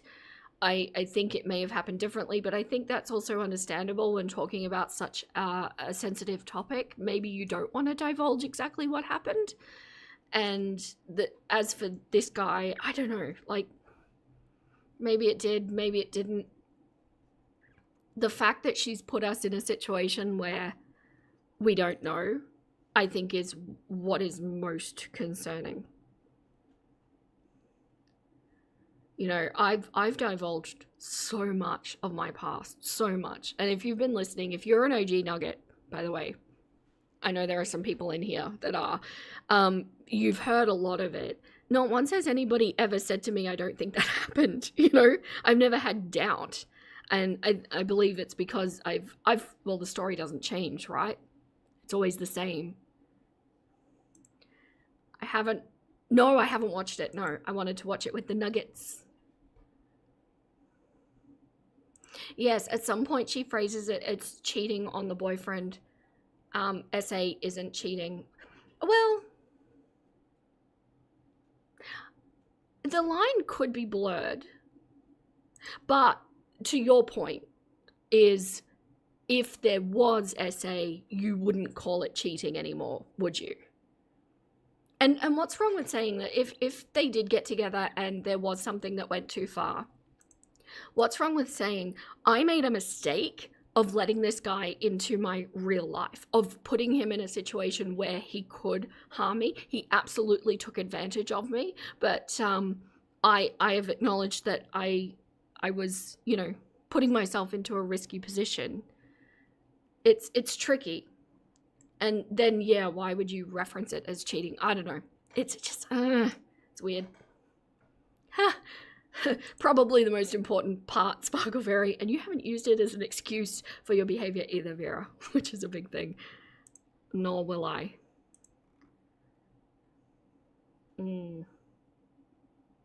Her last receipts regarding that Las Vegas creep have her asking about poly parties, even though she says she was groomed into the lifestyle. Yeah, that's a good point. We went through those at the top of the stream, courtesy of Nikki T. But yeah, you're right. I wonder if it could, you could theoretically argue that if somebody has been brainwashed into a lifestyle or into a way of life or into a way of thinking or whatever, it could be argued that maybe they then think that's the state of the world and they continue to seek it. Like if the line of thinking has been corrupted so much that she believes that that was the only way of being. It's getting into reaching territory though, isn't it? I don't know. But if she hadn't have been a proven liar about everything, none of us would be even having this conversation. The exaggerations, the lying, all of that is a massive disservice to herself.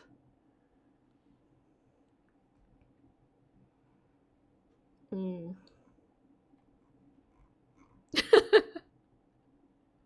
sorry, LV. I do a bad job. No. Terrified, she shut off the camera, but he would later blackmail her into performing live for him. She would characterize this later as assault, but through the internet. Rosie did not tell Chris anything about this. You had to crop this photo so much. I have a sneaky little secret that up until this point, only Candy would have known and I would have known.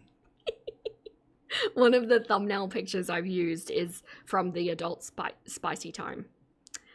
And yes, I had to crop it a lot too. There are things shown in these photos. Stalker. My stalker's a monster. He's a self-proclaimed narcissistic sociopath. Did the Skype thing, did that only happen once, or was that a reoccurring thing? That only happened once. Okay. And I think it's because he got so entrenched in my life he didn't need to. So what happened was we connected as friends, and I was like, you know, would I date someone like him? I realized very quickly I wasn't that interested, so I kind of friend-zoned him. He played it cool, but basically what ended up happening was we would like video chat and stuff, and there's a program called TeamViewer that like my dad uses a lot to like do IT work and like help fix computers and stuff. And so I gave him like temporary access with TeamViewer to show me stuff on his computer. So it basically is like a viewing window. And this was when like I was like, I'd just been getting to know him for a little bit, and he showed me that like his use of the dark web. Rosie's stalker went on to threaten her with other things that he could do to her through the internet or even in person. If you'd like to watch the full interview with Rosie where she goes into more detail about her stalker, you can do so at the We're All Insane podcast on YouTube. The episode is called Groomed into Greeterism. I'll have it linked in the description down below. I realized how deep in shit I was. It took a couple, like a year, maybe 2, to realize truly just how deep I was. I also experienced like Stockholm with this guy. Like, Stockholm. I don't remember her saying that from the live. I have thoughts about that. Do you know what's super weird about the language that we can and can't use? Feederism is fine for some reason. You don't need to censor that one. No logic there, is there? What is going on in my chat? I step away for like 2 seconds. I come back and what is happening here?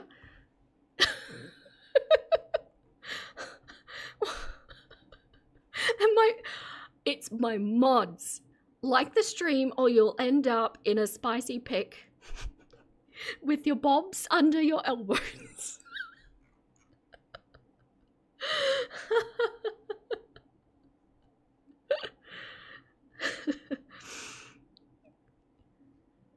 Oh dear. Quirky, I don't know how much time you have, but if you have a look at the it's a Rachel video. Which one is it? This one here, the observation turned obsession video.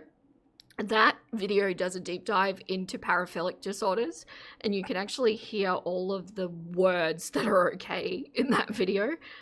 It's not age restricted, it's fully monetized, there's nothing wrong with it. It's some of it is not logical the way it works. Cyber Stockholm, yes.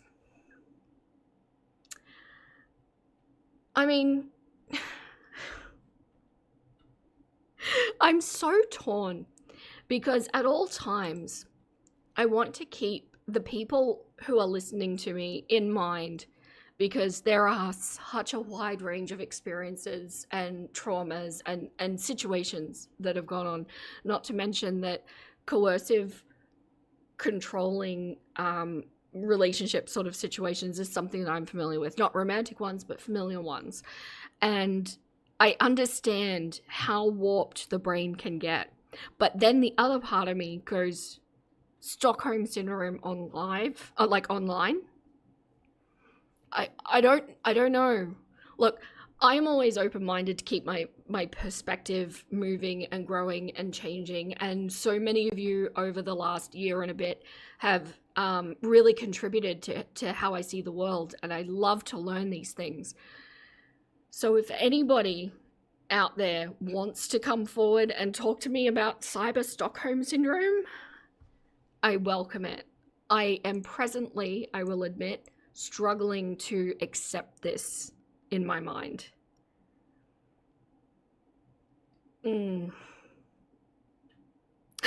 Vera summoned Nikki. Where is Nikki? You are wanted.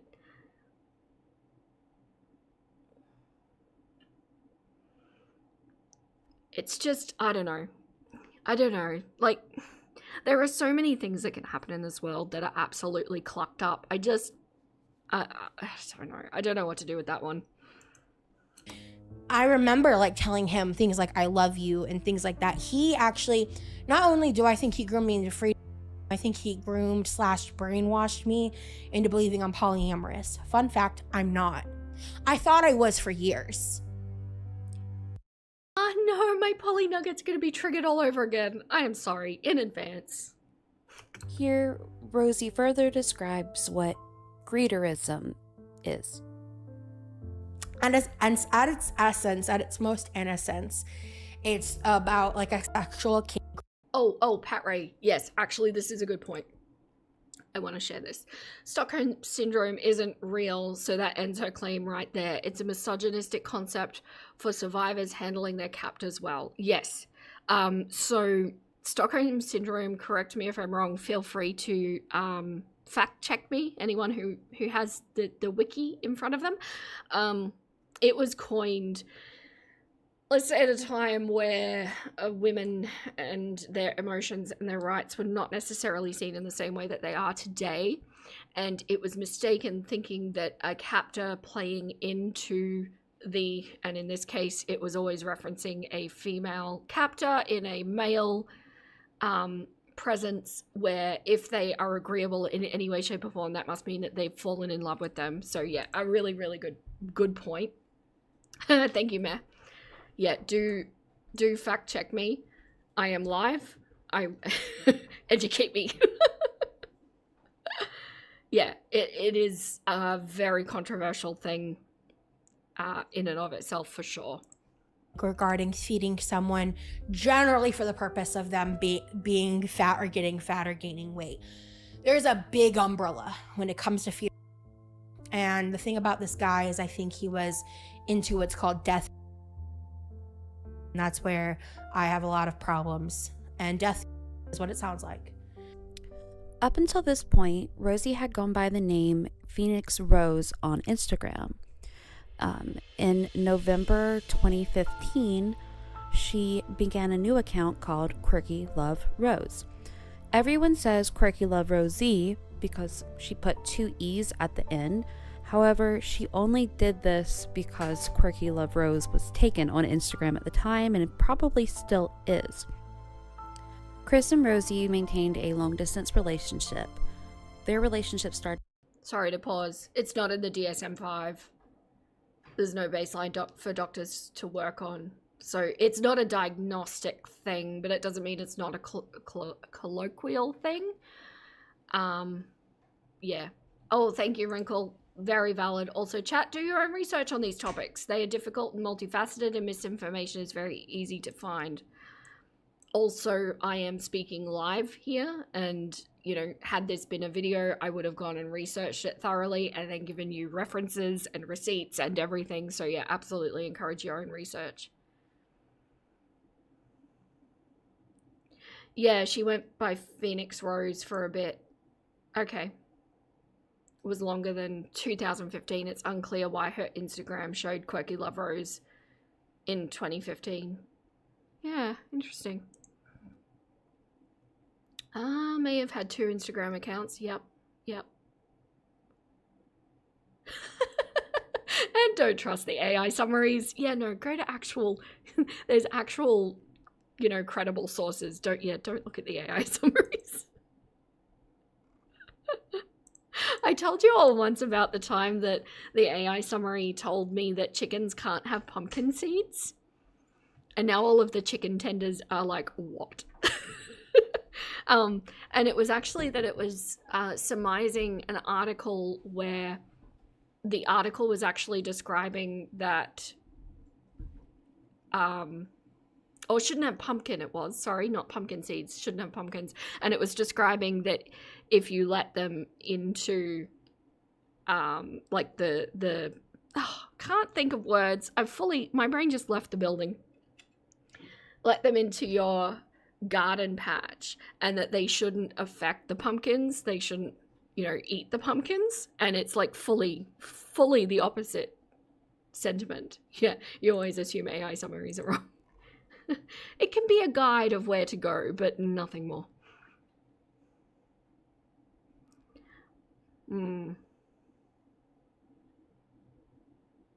Yeah, that's true. As someone with 3 Insta accounts, do we all wonder what Yami's doing in the background? For different hobbies, it's very possible and easy to switch between them. It is, yeah. Started in September of 2013 when they met officially in person. However, they had been talking for about 4 months prior.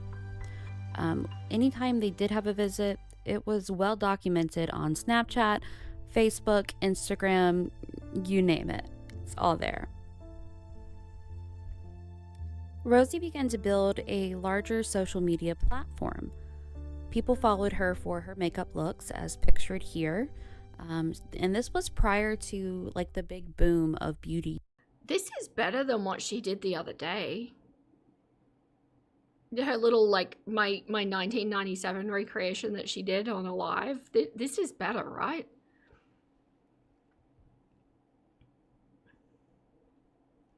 You had to go so deep into the internet for this shit. Yeah, I can imagine.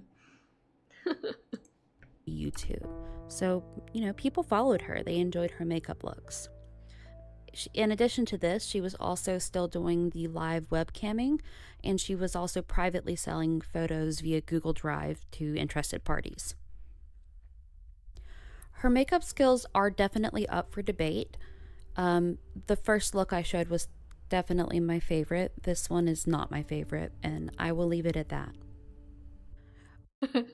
Not your favorite. I've seen worse. It just, I don't know. It doesn't look professional, but it doesn't necessarily do very diplomatic there, though. I love that. Hello, Curious. Hi. You think this is the meanest you got in the entire doc? That's very, very contained.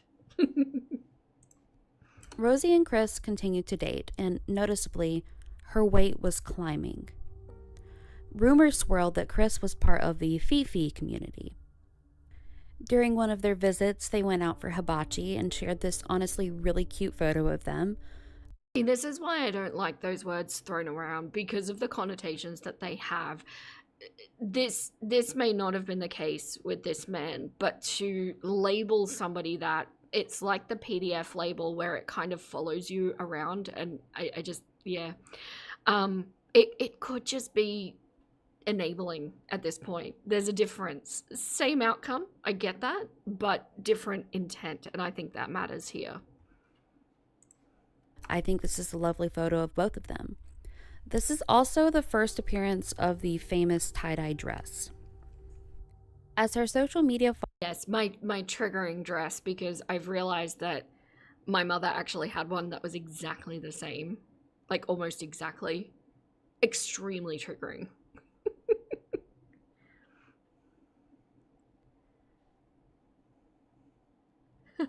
Your dad told you when you were young that you shouldn't let anyone blackmail you by saying they were going to tattle on you. He said he didn't care what anyone told him about you. He wouldn't believe them. Oh, what a sweet dad. I love that.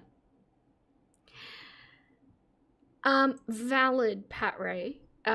Feederism is a spectrum. It's not all evil. The unaliving side of it is on the most extreme end.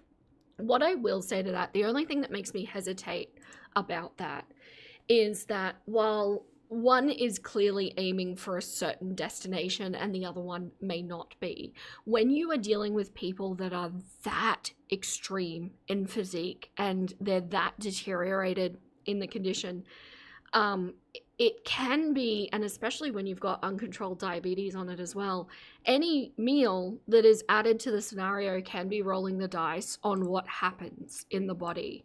And so I feel like if you're an active participant, regardless of whether you're aiming to have that outcome or not, if you are the active participant, I personally don't differentiate the two. At least if you're I think the differentiation comes when, at least if you're just an enabler, it's out of fear or love or, you know, whatever the case may be for that person. I just, the active participant in the predilection is what gets me stuck.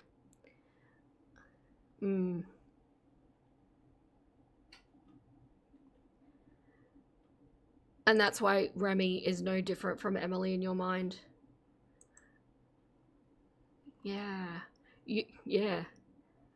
I can see the logic.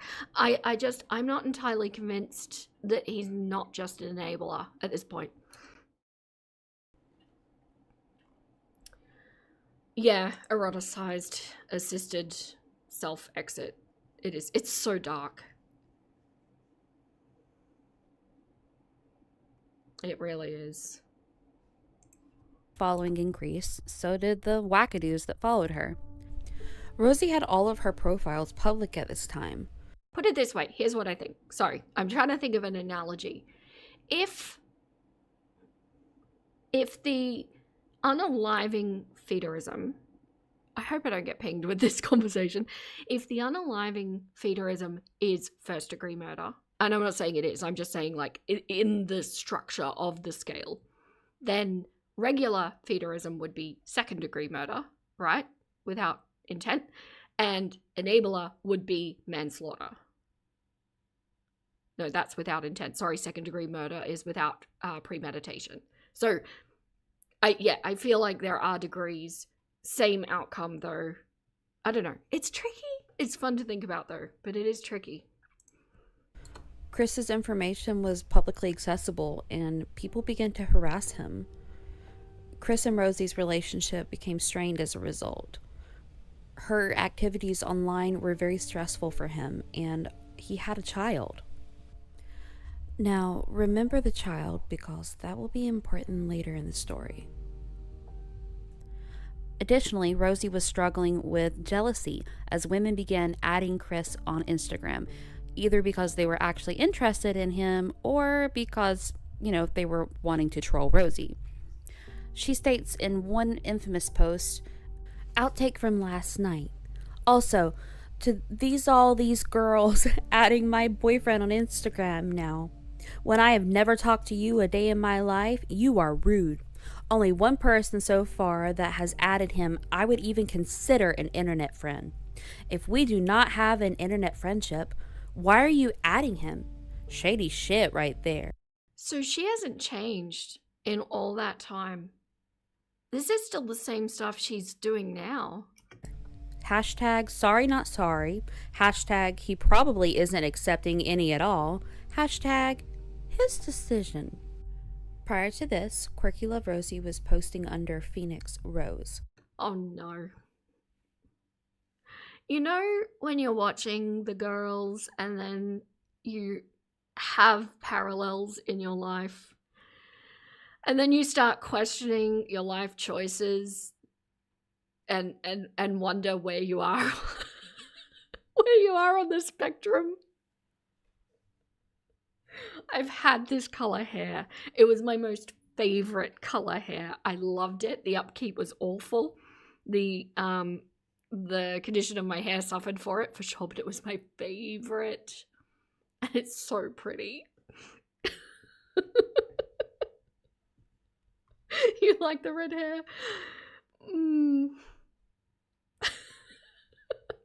I mean, don't get me wrong, I've had my hair a lot of different colors, but yeah, I really like it. It's a cool toned red. If I had the time and like money behind it, I would absolutely do that again in a heartbeat. Manic Panic Red.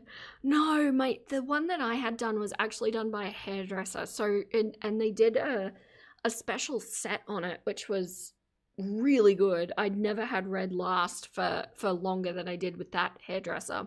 So I don't know what it was in the end, but yeah. Yeah.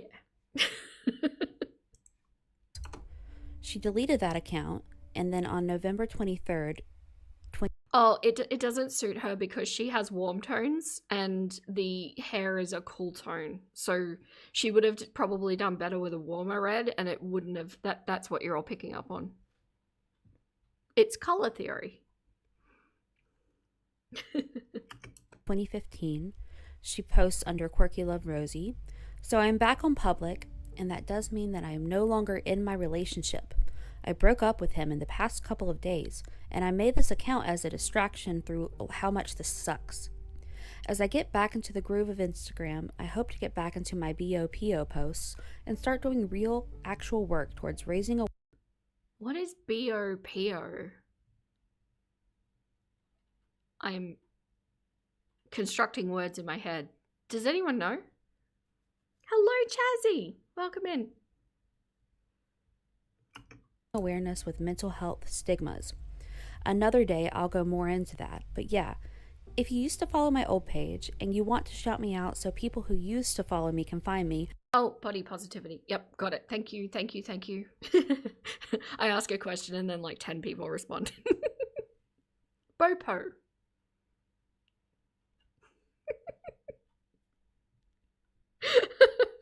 Bopo spirit flooding the chat.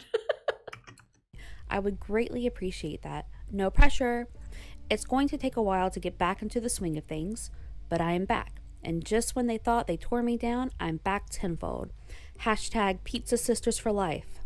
self-love, body positive, F your beauty standards, plus size, honor my curves, I forgot all my hashtags, body love for all, buddy love, body positivity, mental health, break your stigma, body revolution.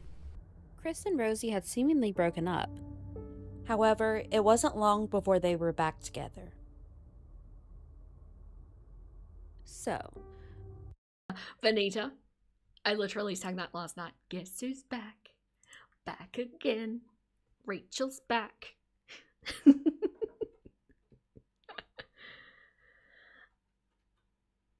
Pizza Sisters for Life is a group of body positivity.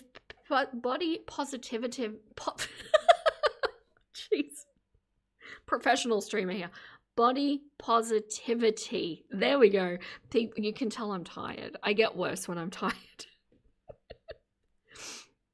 And she used to mod for them at one point. She was big into the group too. Yeah.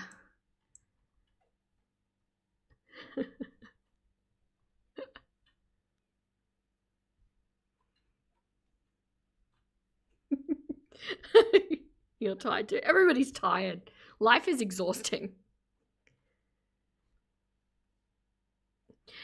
Yeah, it is. And I do have some thoughts on it as well. It's tricky because, like, body positivity is sorry, you said body positivity is interesting to me. It's about being positive, about being about obese bodies and nothing else. And I think it's one thing to have that self-love and to appreciate your size and to not do what, you know, millennials and older did, where we're comparing ourselves to, you know, size 4s, and if we're not that, then we're nothing, you know, that kind of thing. And it's all about the thigh gap and that kind of ridiculousness. But on the other hand, it's like, it's objectively, I'm using that word, it's objectively not healthy for you past a certain point. And that's where it becomes problematic. Rosie's family moved to Georgia. I believe she moved with them. But she posted on Instagram, if you haven't been following me on Snapchat or Facebook, you may not know that a month ago tomorrow I took this photo the night I arrived to Omaha and moved in. This past month has been crazy, stressful and blessed, amazing and beautiful. I got another job that I've been training for the past week and a half. My love for cooking has been... Oh, I love this kind of thing. Thank you, Rue. Is this true? The term body positive originated with early HIV/AIDS patients in the 1980s. You literally have proof. I was very kindly educated. I like this kind of thing because I made comment in a video once that something that I was saying made me sound a little bit more, quote, woke than I was comfortable with, which I've since redefined my views on, but never mind. Separate story. And I had a lovely nugget pop up saying and explaining to me where the term woke came from and how it's been co-opted by, you know, the far right and things like that. And it's like, you know, the actual definition of what woke was, why would people not want to be woke? But the problem being that it's had a different meaning applied to it, and now you're pretty much saying the same thing with body positive. And I've completely forgotten who that nugget was, and if you're listening to this, thank you so much, because you fully rocked my world. I went on a deep dive looking into it, and also my sentiment on this, why I said that originally is because the anti-woke crowd are clucking scary, okay? And I was a small channel and they piled on and I didn't know how to handle it. And they're weird, weird people. And my stance now is I don't really care if I sound woke, aside from now that I know the meaning of it properly. But I don't care if I sound woke, because essentially what I'm doing is accommodating for different people living different lives that are different to mine. I don't mind if people want to, you know, come and slam me for that. That's fine. It says more about you than it does about me. Yummy. See, I didn't have you at the time, Yummy. Thank you.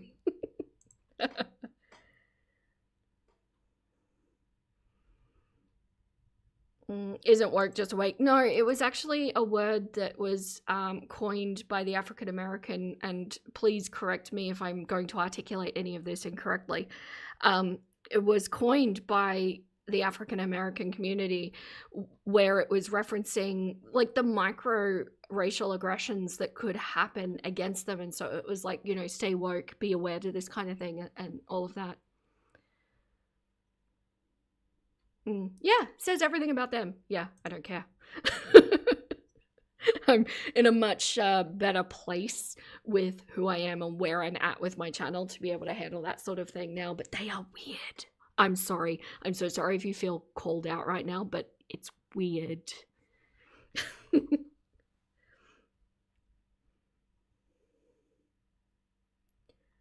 The anti-woke are my favorite guys to mess with. I can see that. They're just very loud and very aggressive about it, and it's confronting when you've never dealt with that before. So, yeah. And that's interesting. That's still what it means mostly. People just continue to misuse it. And what makes me wonder, sorry, we've gone on a woke side quest here. I'm okay with it. Oh, thank you, Meh. What woke, oops, where'd you go? There you go. Woke originally meant alert to racial prejudice and discrimination rooted in African American vernacular English. Yes, thank you. And I wonder if what's happening, because obviously we don't have the African American crowd here. We have a different thing with our Aboriginal population and everything like that, but it's really not a 1:1. It's not to say, you know, they're both black, so they have the same experience. It's quite different. And so I wonder if we as Australians receive the word, but then it lacks the context of the word. And so then all we're left with is the way it's used as like a bad word, essentially. Yes, exactly. Curious. The far right deliberately set out to dilute the original meaning to take power out of the word. And I feel like we're left with that word, right? And that meaning is where I'm heading with that.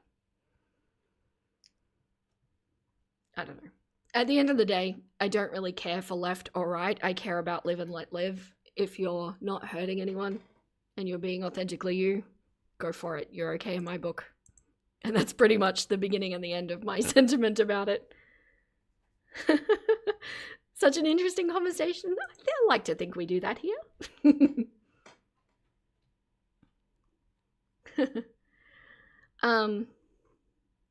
I mean, I also scared off Rosie's mod Freya from Scar's comments. Got you.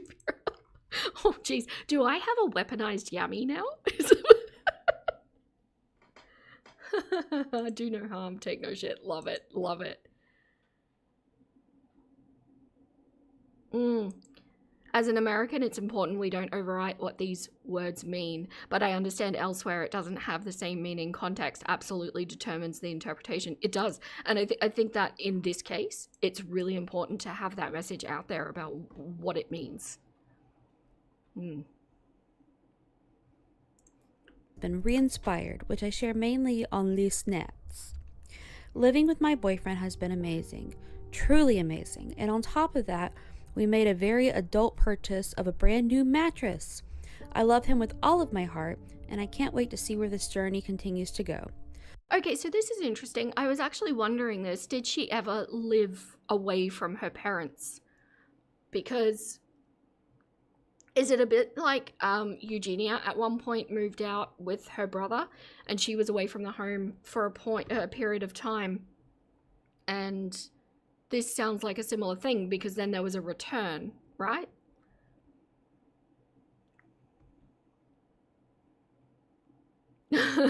When she says very adult purchase, I get scared. You didn't know either, so you're happy to have listened? And Sparkle Fairy didn't know what woke meant. Oh, see, this is why I like the side quests, right? Yeah, we all learn together.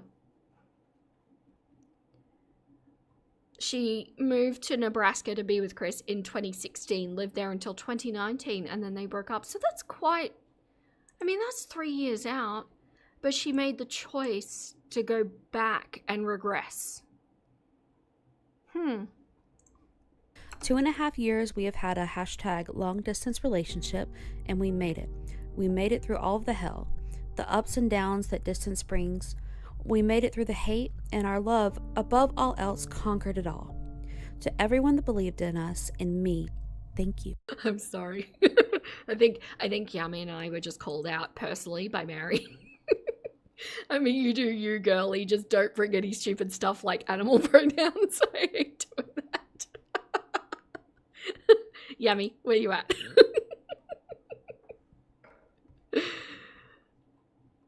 No, I agree. Live and let live. It's the easiest way to be. It's not sitting on any political side or taking any sort of social commentary side or anything like that. It's just accepting people with where they are. If they're not hurting people, it doesn't matter. It's not affecting you.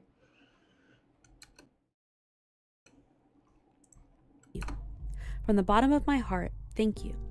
All these lonely nights apart waiting for this time was worth it. Every second.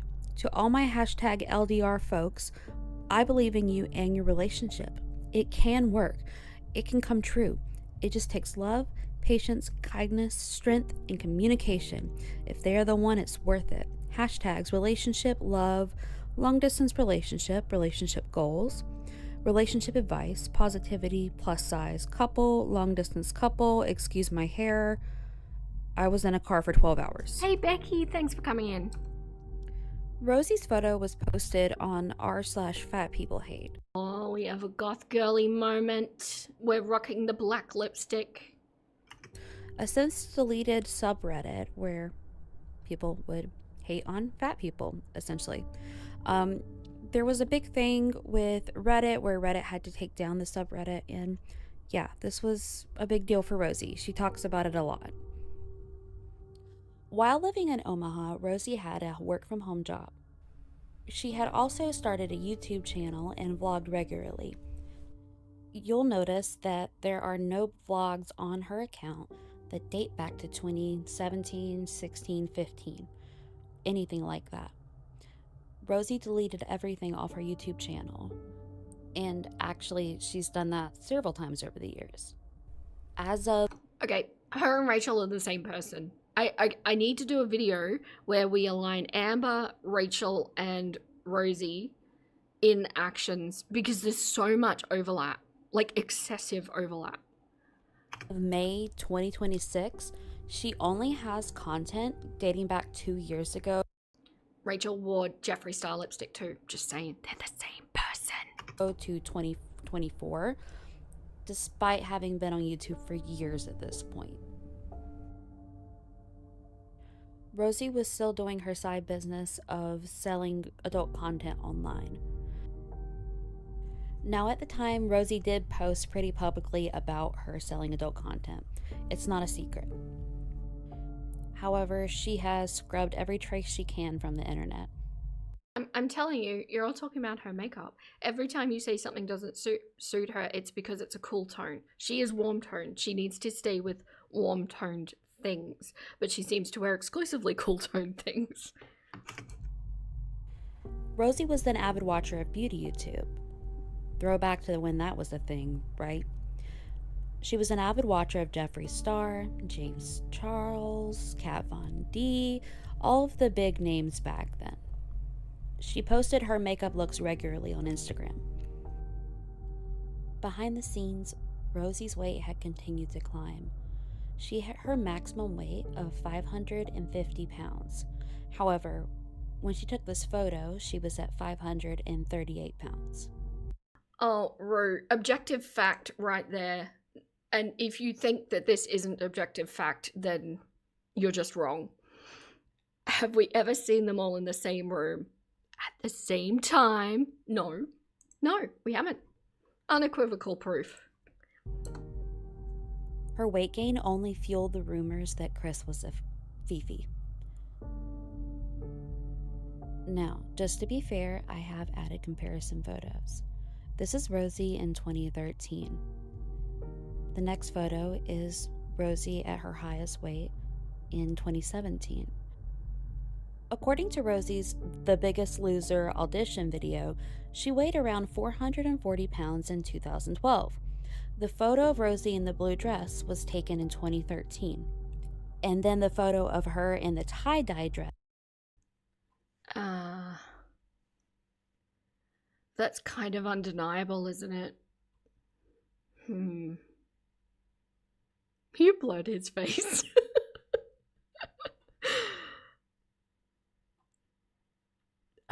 Oh, Benita, you're right. Vera, please. QLR did a beauty video, so we don't know makeup like she does. Hey, that was cool tone too. Yeah, we watched that. Blue is cool. Objective, categorical reality.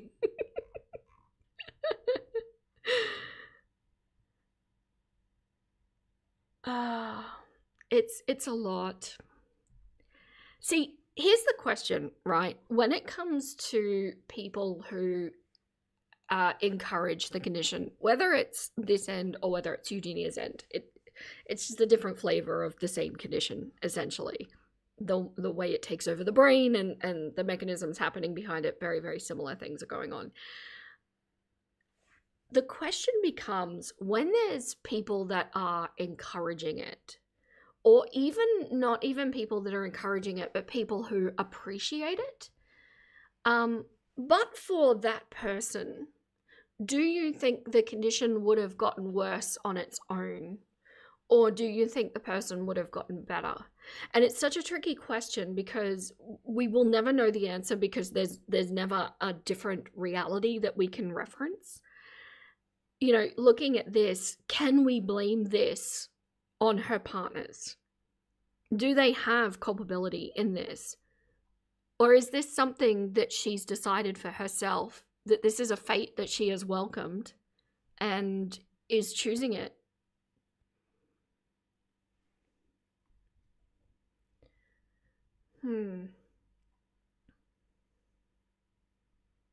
You're also thinking she must have lost an awful lot of muscle mass. That's very possible. Also, with the endocrine system being messed up, there might be bone mass loss as well, which would also make her lighter. This is all possible. Vera, if you ask me a question and I don't know the answer, it's because I took melatonin and THC and I'm sleeping. Am I asking the tricky questions? Can't blame it on them, but can blame them for helping. It's not an easy question to answer. It's really not. I have a complex answer to this, which is that when we are isolated and unwell, we do all sorts of unhealthy things. If we find someone to do it with, exacerbates our maladaptive behaviors. And why I wonder about Remy, for example, is she could be effectively, to use her words, grooming him into feederism, right? By finding somebody who appreciates the physique and finds it alluring, in essence gives the condition a permission base to get worse, regardless of what his intent is, regardless of what his actions are. She can take that and say, well, this man loves the look of me. He loves my body. He wants to touch it and things like that. And so why would I not get worse? Why would I not do my comfort zone, which is to consume?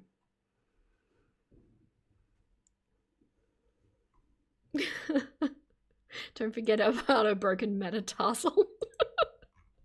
Indeed. I worry that putting too much of the behaviors on the enablers is that it is infantilizing the girls and their ability to make their own decisions. I agree. But just to add more layer of complexity to it, because, you know, that's what I do. For most scenarios, that would be correct.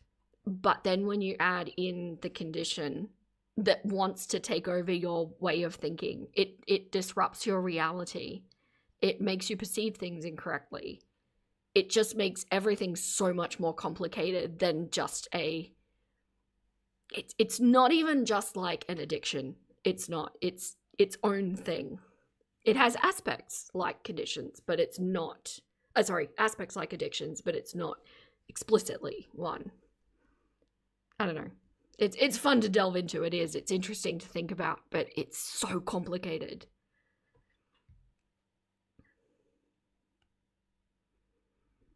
I was just having a thought that before Emily was Amber's feeder, YouTube was. Yes, it was the algorithm that rewarded her for being more of a train wreck. Absolutely. I've talked about that too, where there is an element of enabling happening from being on YouTube, for sure. And I have no doubt being in the adult spicy time content, it's also the same. It enables because you don't have to challenge yourself to go out and be a regular kind of adult in a regular kind of job that can't sustain this kind of physique, right? So yeah, it is, in a way. You're right. Oh, quirky. You can't say that here. Well, no, you can. You might get some people jump on you. You might say Amber was shaped by the algorithm.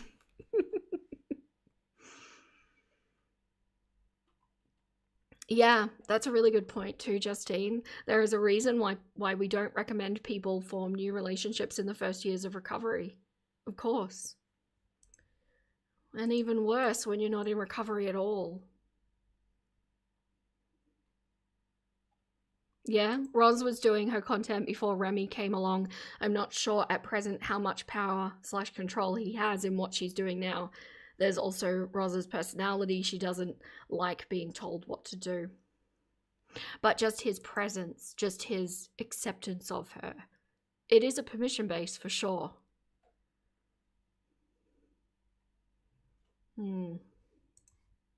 Was taken in 2017 at her highest weight of 550 pounds. So, over the course of their... I am just going to say, I think this is the worst timing that we've ever done of 26 minutes into 2 hours and 23 minutes. And it's good. This is a very thought-provoking video. I think that's a compliment to you, Quirky, by the way. But I do want to get this finished, and I only have 20 minutes, and there's 10 minutes left on the video. So we are hightailing it, my nuggets. No more side quests. We have work to do.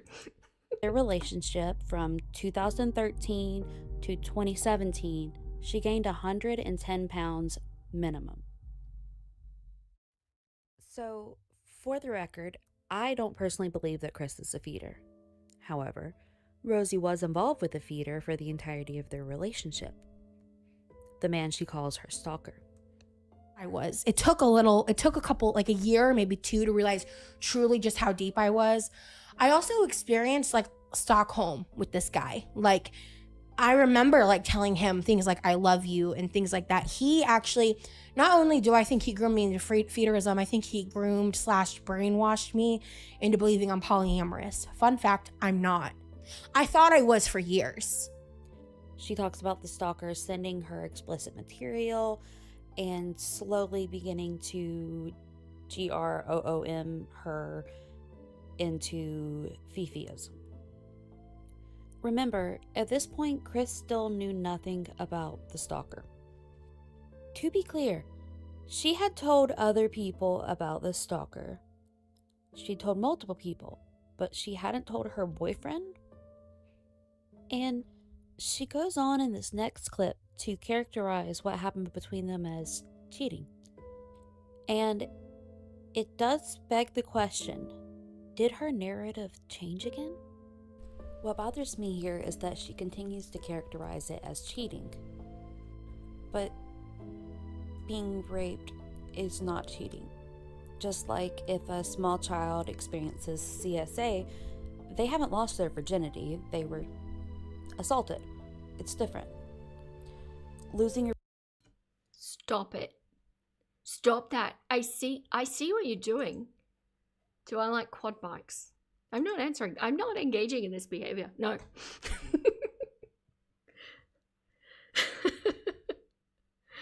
Don't stick your boobs at me, Rosie. They're constantly looking at us, aren't they? Always. Your virginity implies consent. Having sex implies consent. Rape means no consent. Her mischaracterizing this as cheating bothers me on several levels. One of those being that if someone else hears her story and they themselves have experienced assault while being in a relationship, they may come away from hearing that thinking that I cheated on my partner when this bad thing happened to me. And that's simply not the truth. I have family in Indiana, and he knew that, and I was planning a trip to go see my family, and he basically made it clear that I didn't really have a choice. At some point, one of you is going to ask a question that I'm not going to be able to resist. I can feel it. About seeing him, and I just needed to make it happen because I know what he was capable of, and he made it clear. So I had to lie to my boyfriend. I had to lie to my family. It was the same weekend I actually met the founder of Pizza Sisters for Life randomly, and I remember talking to her about it and trying to be excited about what I was going to go do, even though I didn't want to go. I didn't want to cheat on my boyfriend. I really didn't. And like at the time, I didn't understand the nuance of what the coercion was. And Coercion.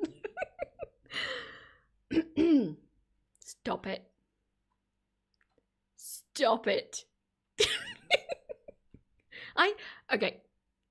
For everybody who is lurking and who is in the replay, I am being pestered and baited by one of my mods, no less. Two of my mods. Wait, 3. Okay, stop it. Also at the time, this was around the time where Google Glasses were supposed to be the new big thing. So I think this was in 2014. And I believe that when we met up, he recorded me on his Google Glasses without my consent.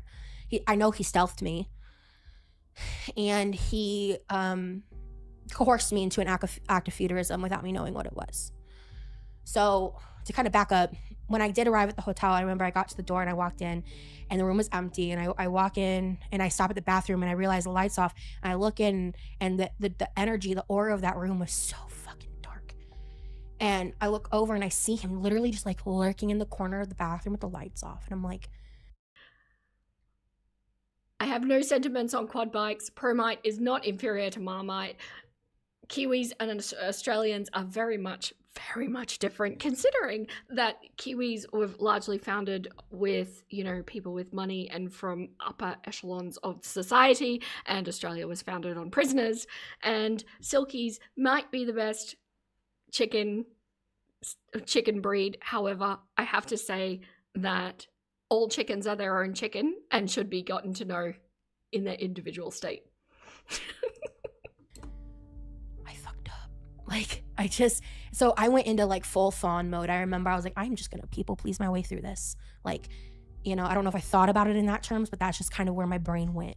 So I was just like, I don't know, I felt like I was just putting on a performance. And at one point he left to go get lunch. And when he came back, I grabbed my food to start to eat. And that's when he jumped me. And I said, what are you doing? Because I'm just trying to eat my food. And he goes, do you know what feudalism is? And I said, no. And that's when he continued to do what he was doing and explain what it was. Yeah, note the therapy talk. I agree. To me, the imagery that I get when she's talking about this sort of thing is that I feel like she's been on Reddit reading lots of people's stories for a long time. And she's kind of conjoined the bits that sound the best to her, that kind of resonate the best. And I felt that the strongest when I saw her part in that teaser trailer for this documentary. Right? Like, that sounds like somebody else's words. It doesn't sound like her.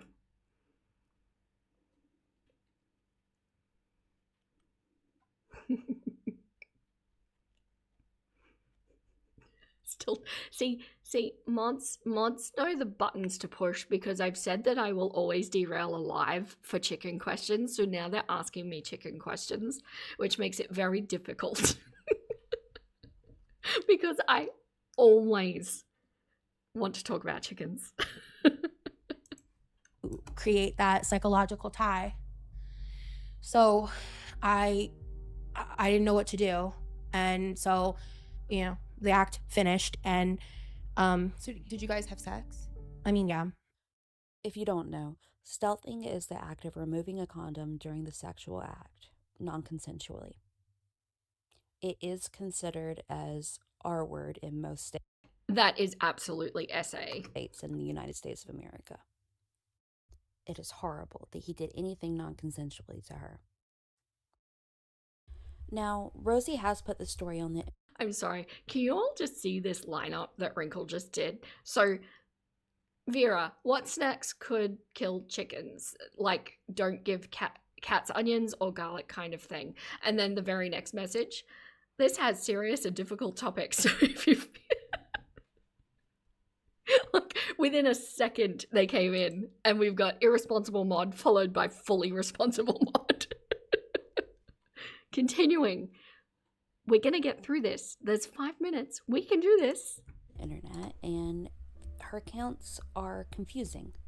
I think there's a lot that she hasn't shared, but because she did make it confusing, I think it's okay that we have some questions, and hopefully she'll answer them one day. By 2019, the issues in Chris and Rosie's relationship had come to a head. Rosie posted on Instagram, "Hi, I made an Insta story talking about it, but I just wanted to share an update.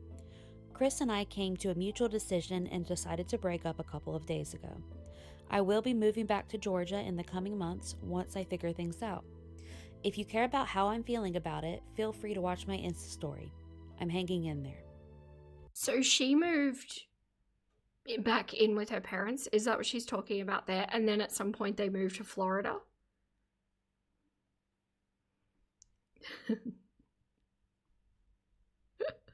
Stop it. I'm ignoring chat. She posted that on February 17th, 2019. By See, warm tones. It suits her. April 10th, 2019, she had moved back to Georgia, stating, "First time in a very, very long time, I've done my makeup. I'm all moved into Georgia now, getting settled in and figuring my shit out. Single life has been an adjustment for sure, and I could not have done this without the amazing..." Okay, so that's interesting. So she moved to Georgia on her own. And she had family there but didn't want to move in with them. So not only has she experienced the world living with a partner, she's also experienced the world living alone. And she's made the choice to regress back to live with her parents. And by the way, anyone living, that's not the regression that I'm talking about. If you have to move back in with your parents, the economic times right now are questionable. What I'm talking about is regressing back into the Arrested Development. She's more comfortable to do that. So she gave into her fears. She gave into her comfort zone. You know, the family dreaded the call when she came back home to roost. I love the chicken bun. It was not lost on me. Yeah, and I worry that there's a fair amount of parental mistreatment going on there. And I worry that there's a fair amount of, like, you know, walking on eggshells in that house.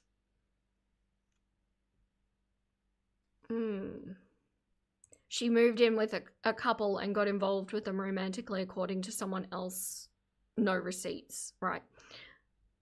Then got into the BBW scene with them in Atlanta. Wow, this is adding a lot of context. Thank you. Support of my friends and family. The move back to Georgia was not easy on Rosie. She posts on Instagram in June of 2019, "Trying to smile through the fear and the uncertainty as my life is hard. Oddly enough, not as hard as I thought it would be. Trying to find a job here in Georgia has been a lot more difficult than I anticipated. In short, I've fallen into the hardest times of my life. I considered setting up a GoFundMe because frankly, I need to, but I don't know if it's a mixture of pride and self-inflicted anger or what, but I just don't want to. I want to figure this out in my own path. By July 7th, I don't have a place to go at this point. I have a lot of faith that I have enough resources and friends in the Georgia area that I'll be okay. I'm thankful I have reliable transportation, but I'm terrified. I can barely afford to feed myself, and I'm looking into means to make side hustle money right now. I could use all of the love, tips, advice, and positive vibes I can get. Please do not feel obliged to, but I have my PayPal link in my Instagram bio if you want to help me keep my car and have gas to get to interviews." Wow. Okay. I'm so conflicted about this kind of thing. I don't think that asking for money like that from my viewers, from my supporters, is anything I would be okay with doing personally. But at the same time, is it okay for a creator to lean on people that genuinely care about them? How does that sit with all of you? Because I actually had a bit of a back and forth. Candy asked her community to help with a GoFundMe for a friend of hers this year? Yeah, this year. And I'm ignoring you, Wrinkle. And there was something about that didn't sit right with me at the time. But then I think, oh, why shouldn't they use their platform if they can help? Why would they not want to help? I don't know. How do you feel about the creator asking their people for money? It doesn't sit right with me personally. But it's yeah. I don't know where I sit. Am I being really unclear? I'm getting more and more tired as we go on. It's nearly dinner time. I'm hungry. You don't respect it?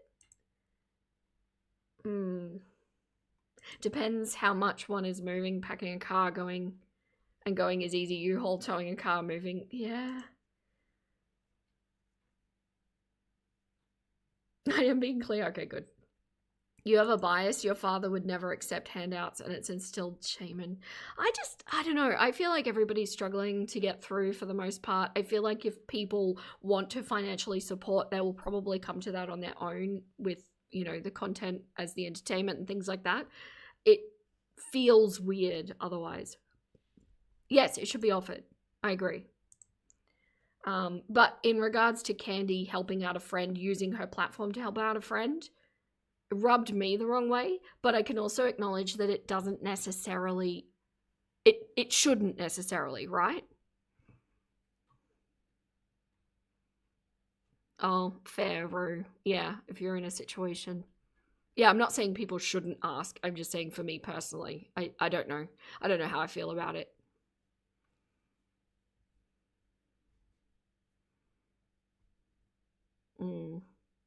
Very conflicted responses. It's interesting, isn't it? Set up for Postmates, etc. And maybe be able to buy myself some groceries. I also have a Cash App I can provide upon request. I've had a couple friends from Facebook help me out, so I thought I'd explain my situation on Instagram. I'm sorry to share this with you all. I feel like a failure. My breakup and the timing of everything really put me in a bind, and I'm struggling. I have so many uncertainties, but oddly enough, I'm learning just how unimportant money is to your overall happiness. Obviously, I need money or I wouldn't be writing this post. Touche, Rue. I did ask. For my basic needs, but emotionally and spiritually, I'm happier now than I have been for a long time. I know in my spirit of two things. 1, I'm exactly where I need to be, and 2, everything happens for a reason. I'm doing everything in my power, following my intuition, and doing what I can to make some lemonade out of these damn lemons. Again, please don't feel obligated to send me anything. I'm just deciding to reach out for help from those who want to extend it. Put it this way, this is where my mind is going. So when I was, sorry, one moment. When I was looking into the Candy thing where she was asking on behalf of her friend, I was thinking, geez, if somebody came to me and asked me to use my platform to help them financially benefit, would I, hypothetically? And I could not possibly think in any situation who that would be or what would be their situation, but like, would I? I don't know, because I respect all of your time and I respect your support and things like that. And there's part of me that feels like it would be an overstep of like almost using a power that is there that shouldn't be used. And I don't know. But then again, maybe there would be a scenario if something was dire enough or unfair enough. Maybe. I don't know. It got stuck in my head, that thought. That's why I was asking.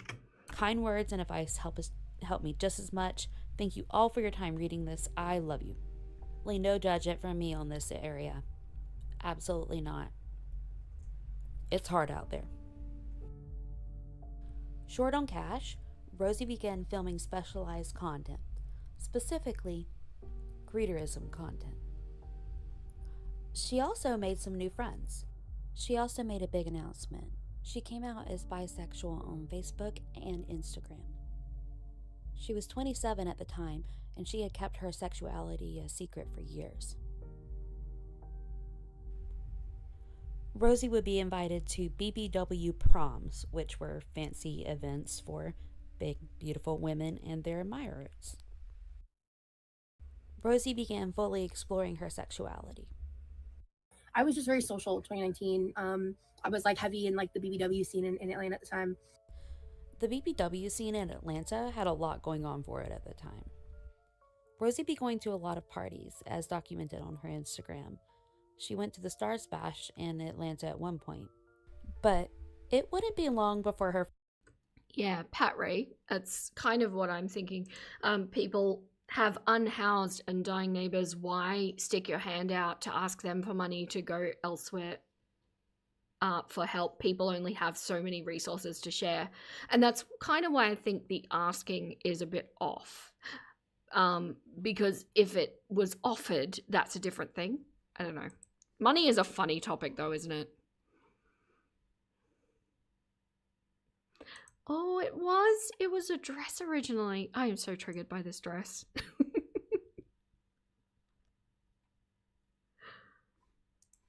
Her friends pulled her into another world. A secret world. And sorry to continue this. Sorry. Also my point in thinking it is, I am quite a naturally frugal person with money. I make a very little go a very long way. It's how I like to be. And in this stage of my life, it's very important to do that because of where we're going, the goals and things like that. And I am very consciously aware that not everybody is as careful with their money as what I am. But should that factor if somebody needs help? These are all very big moral and ethical questions. Hello, porcelain. Just like Amber and her shirt dresses. Okay, does Rachel have a shirt dress? Have we seen a shirt dress? Not yet. Like regular parties, but some of them were swinger parties.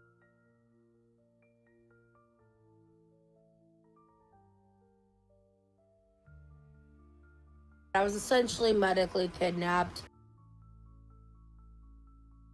Oh, the psych ward. No. You said, sorry, small rant. You said that you signed the involuntary hold because that way the state would pay for it. This is not the same thing.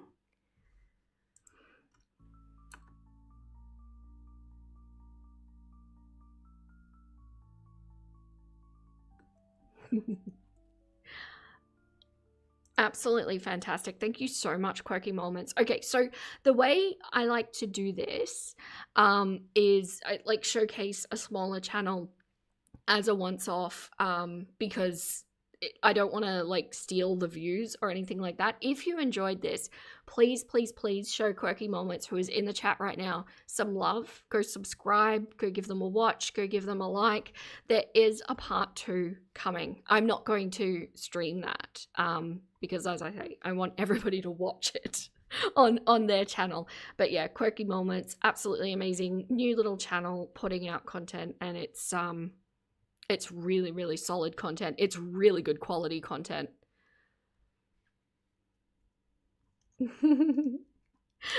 No, Quirky, that's enough. Don't stress. I hit 23,000 views. But it's about the future. It's about your future videos, and it's about sharing the love and, you know, becoming aware of new channels as well, which is really important. Yay, KY Dad, you've already watched and subbed. You were there before. It was cool.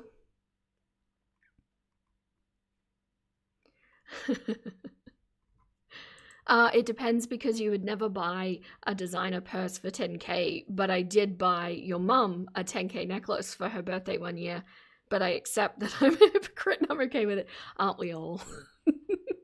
Just a little bit. Oh, awesome. So many people have already subbed, and I love it. I love it. I love it. No, thank you so much. That was really fantastic. Yeah, but we'll clean up. We'll work on the language. It is fairly straightforward once you get your head around it. It just isn't super logical in the way they do it. But once you understand what they're trying to do, it becomes clear. Are you calling me big? All right, so the next 2 streams probably are going to be Rachel streams. We will get into it because Miss Ma'am has made a reappearance again. This disappearing and reappearing thing I've noticed is actually an old pattern that she used to do before she was in Girl World. So this is fairly standard Rachel behavior that I just wasn't aware of because I tuned in at some point during the Girl World fiasco. So yeah. No problem, Quirky. No problem at all. We love our Quirky, the one true Quirky.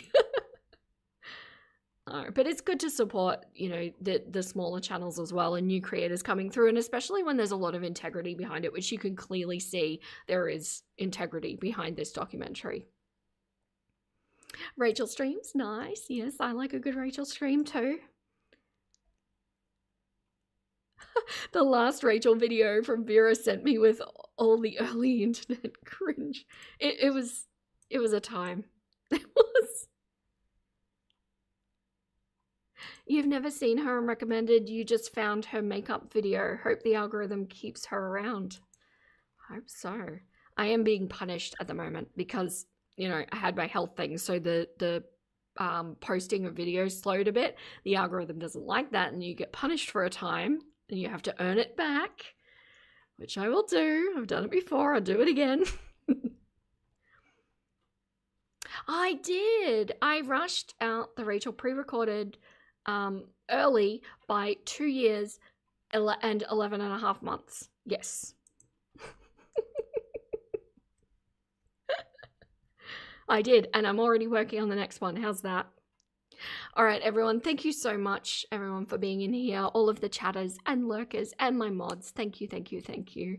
I appreciate all of you. And a big thank you to the replay nuggets that will come through. I am going to go and remove that horrible noise so it doesn't get the replay nuggets. But that is all the clucks I have left to give. Stay golden, my little nuggets, and I'll catch you next time.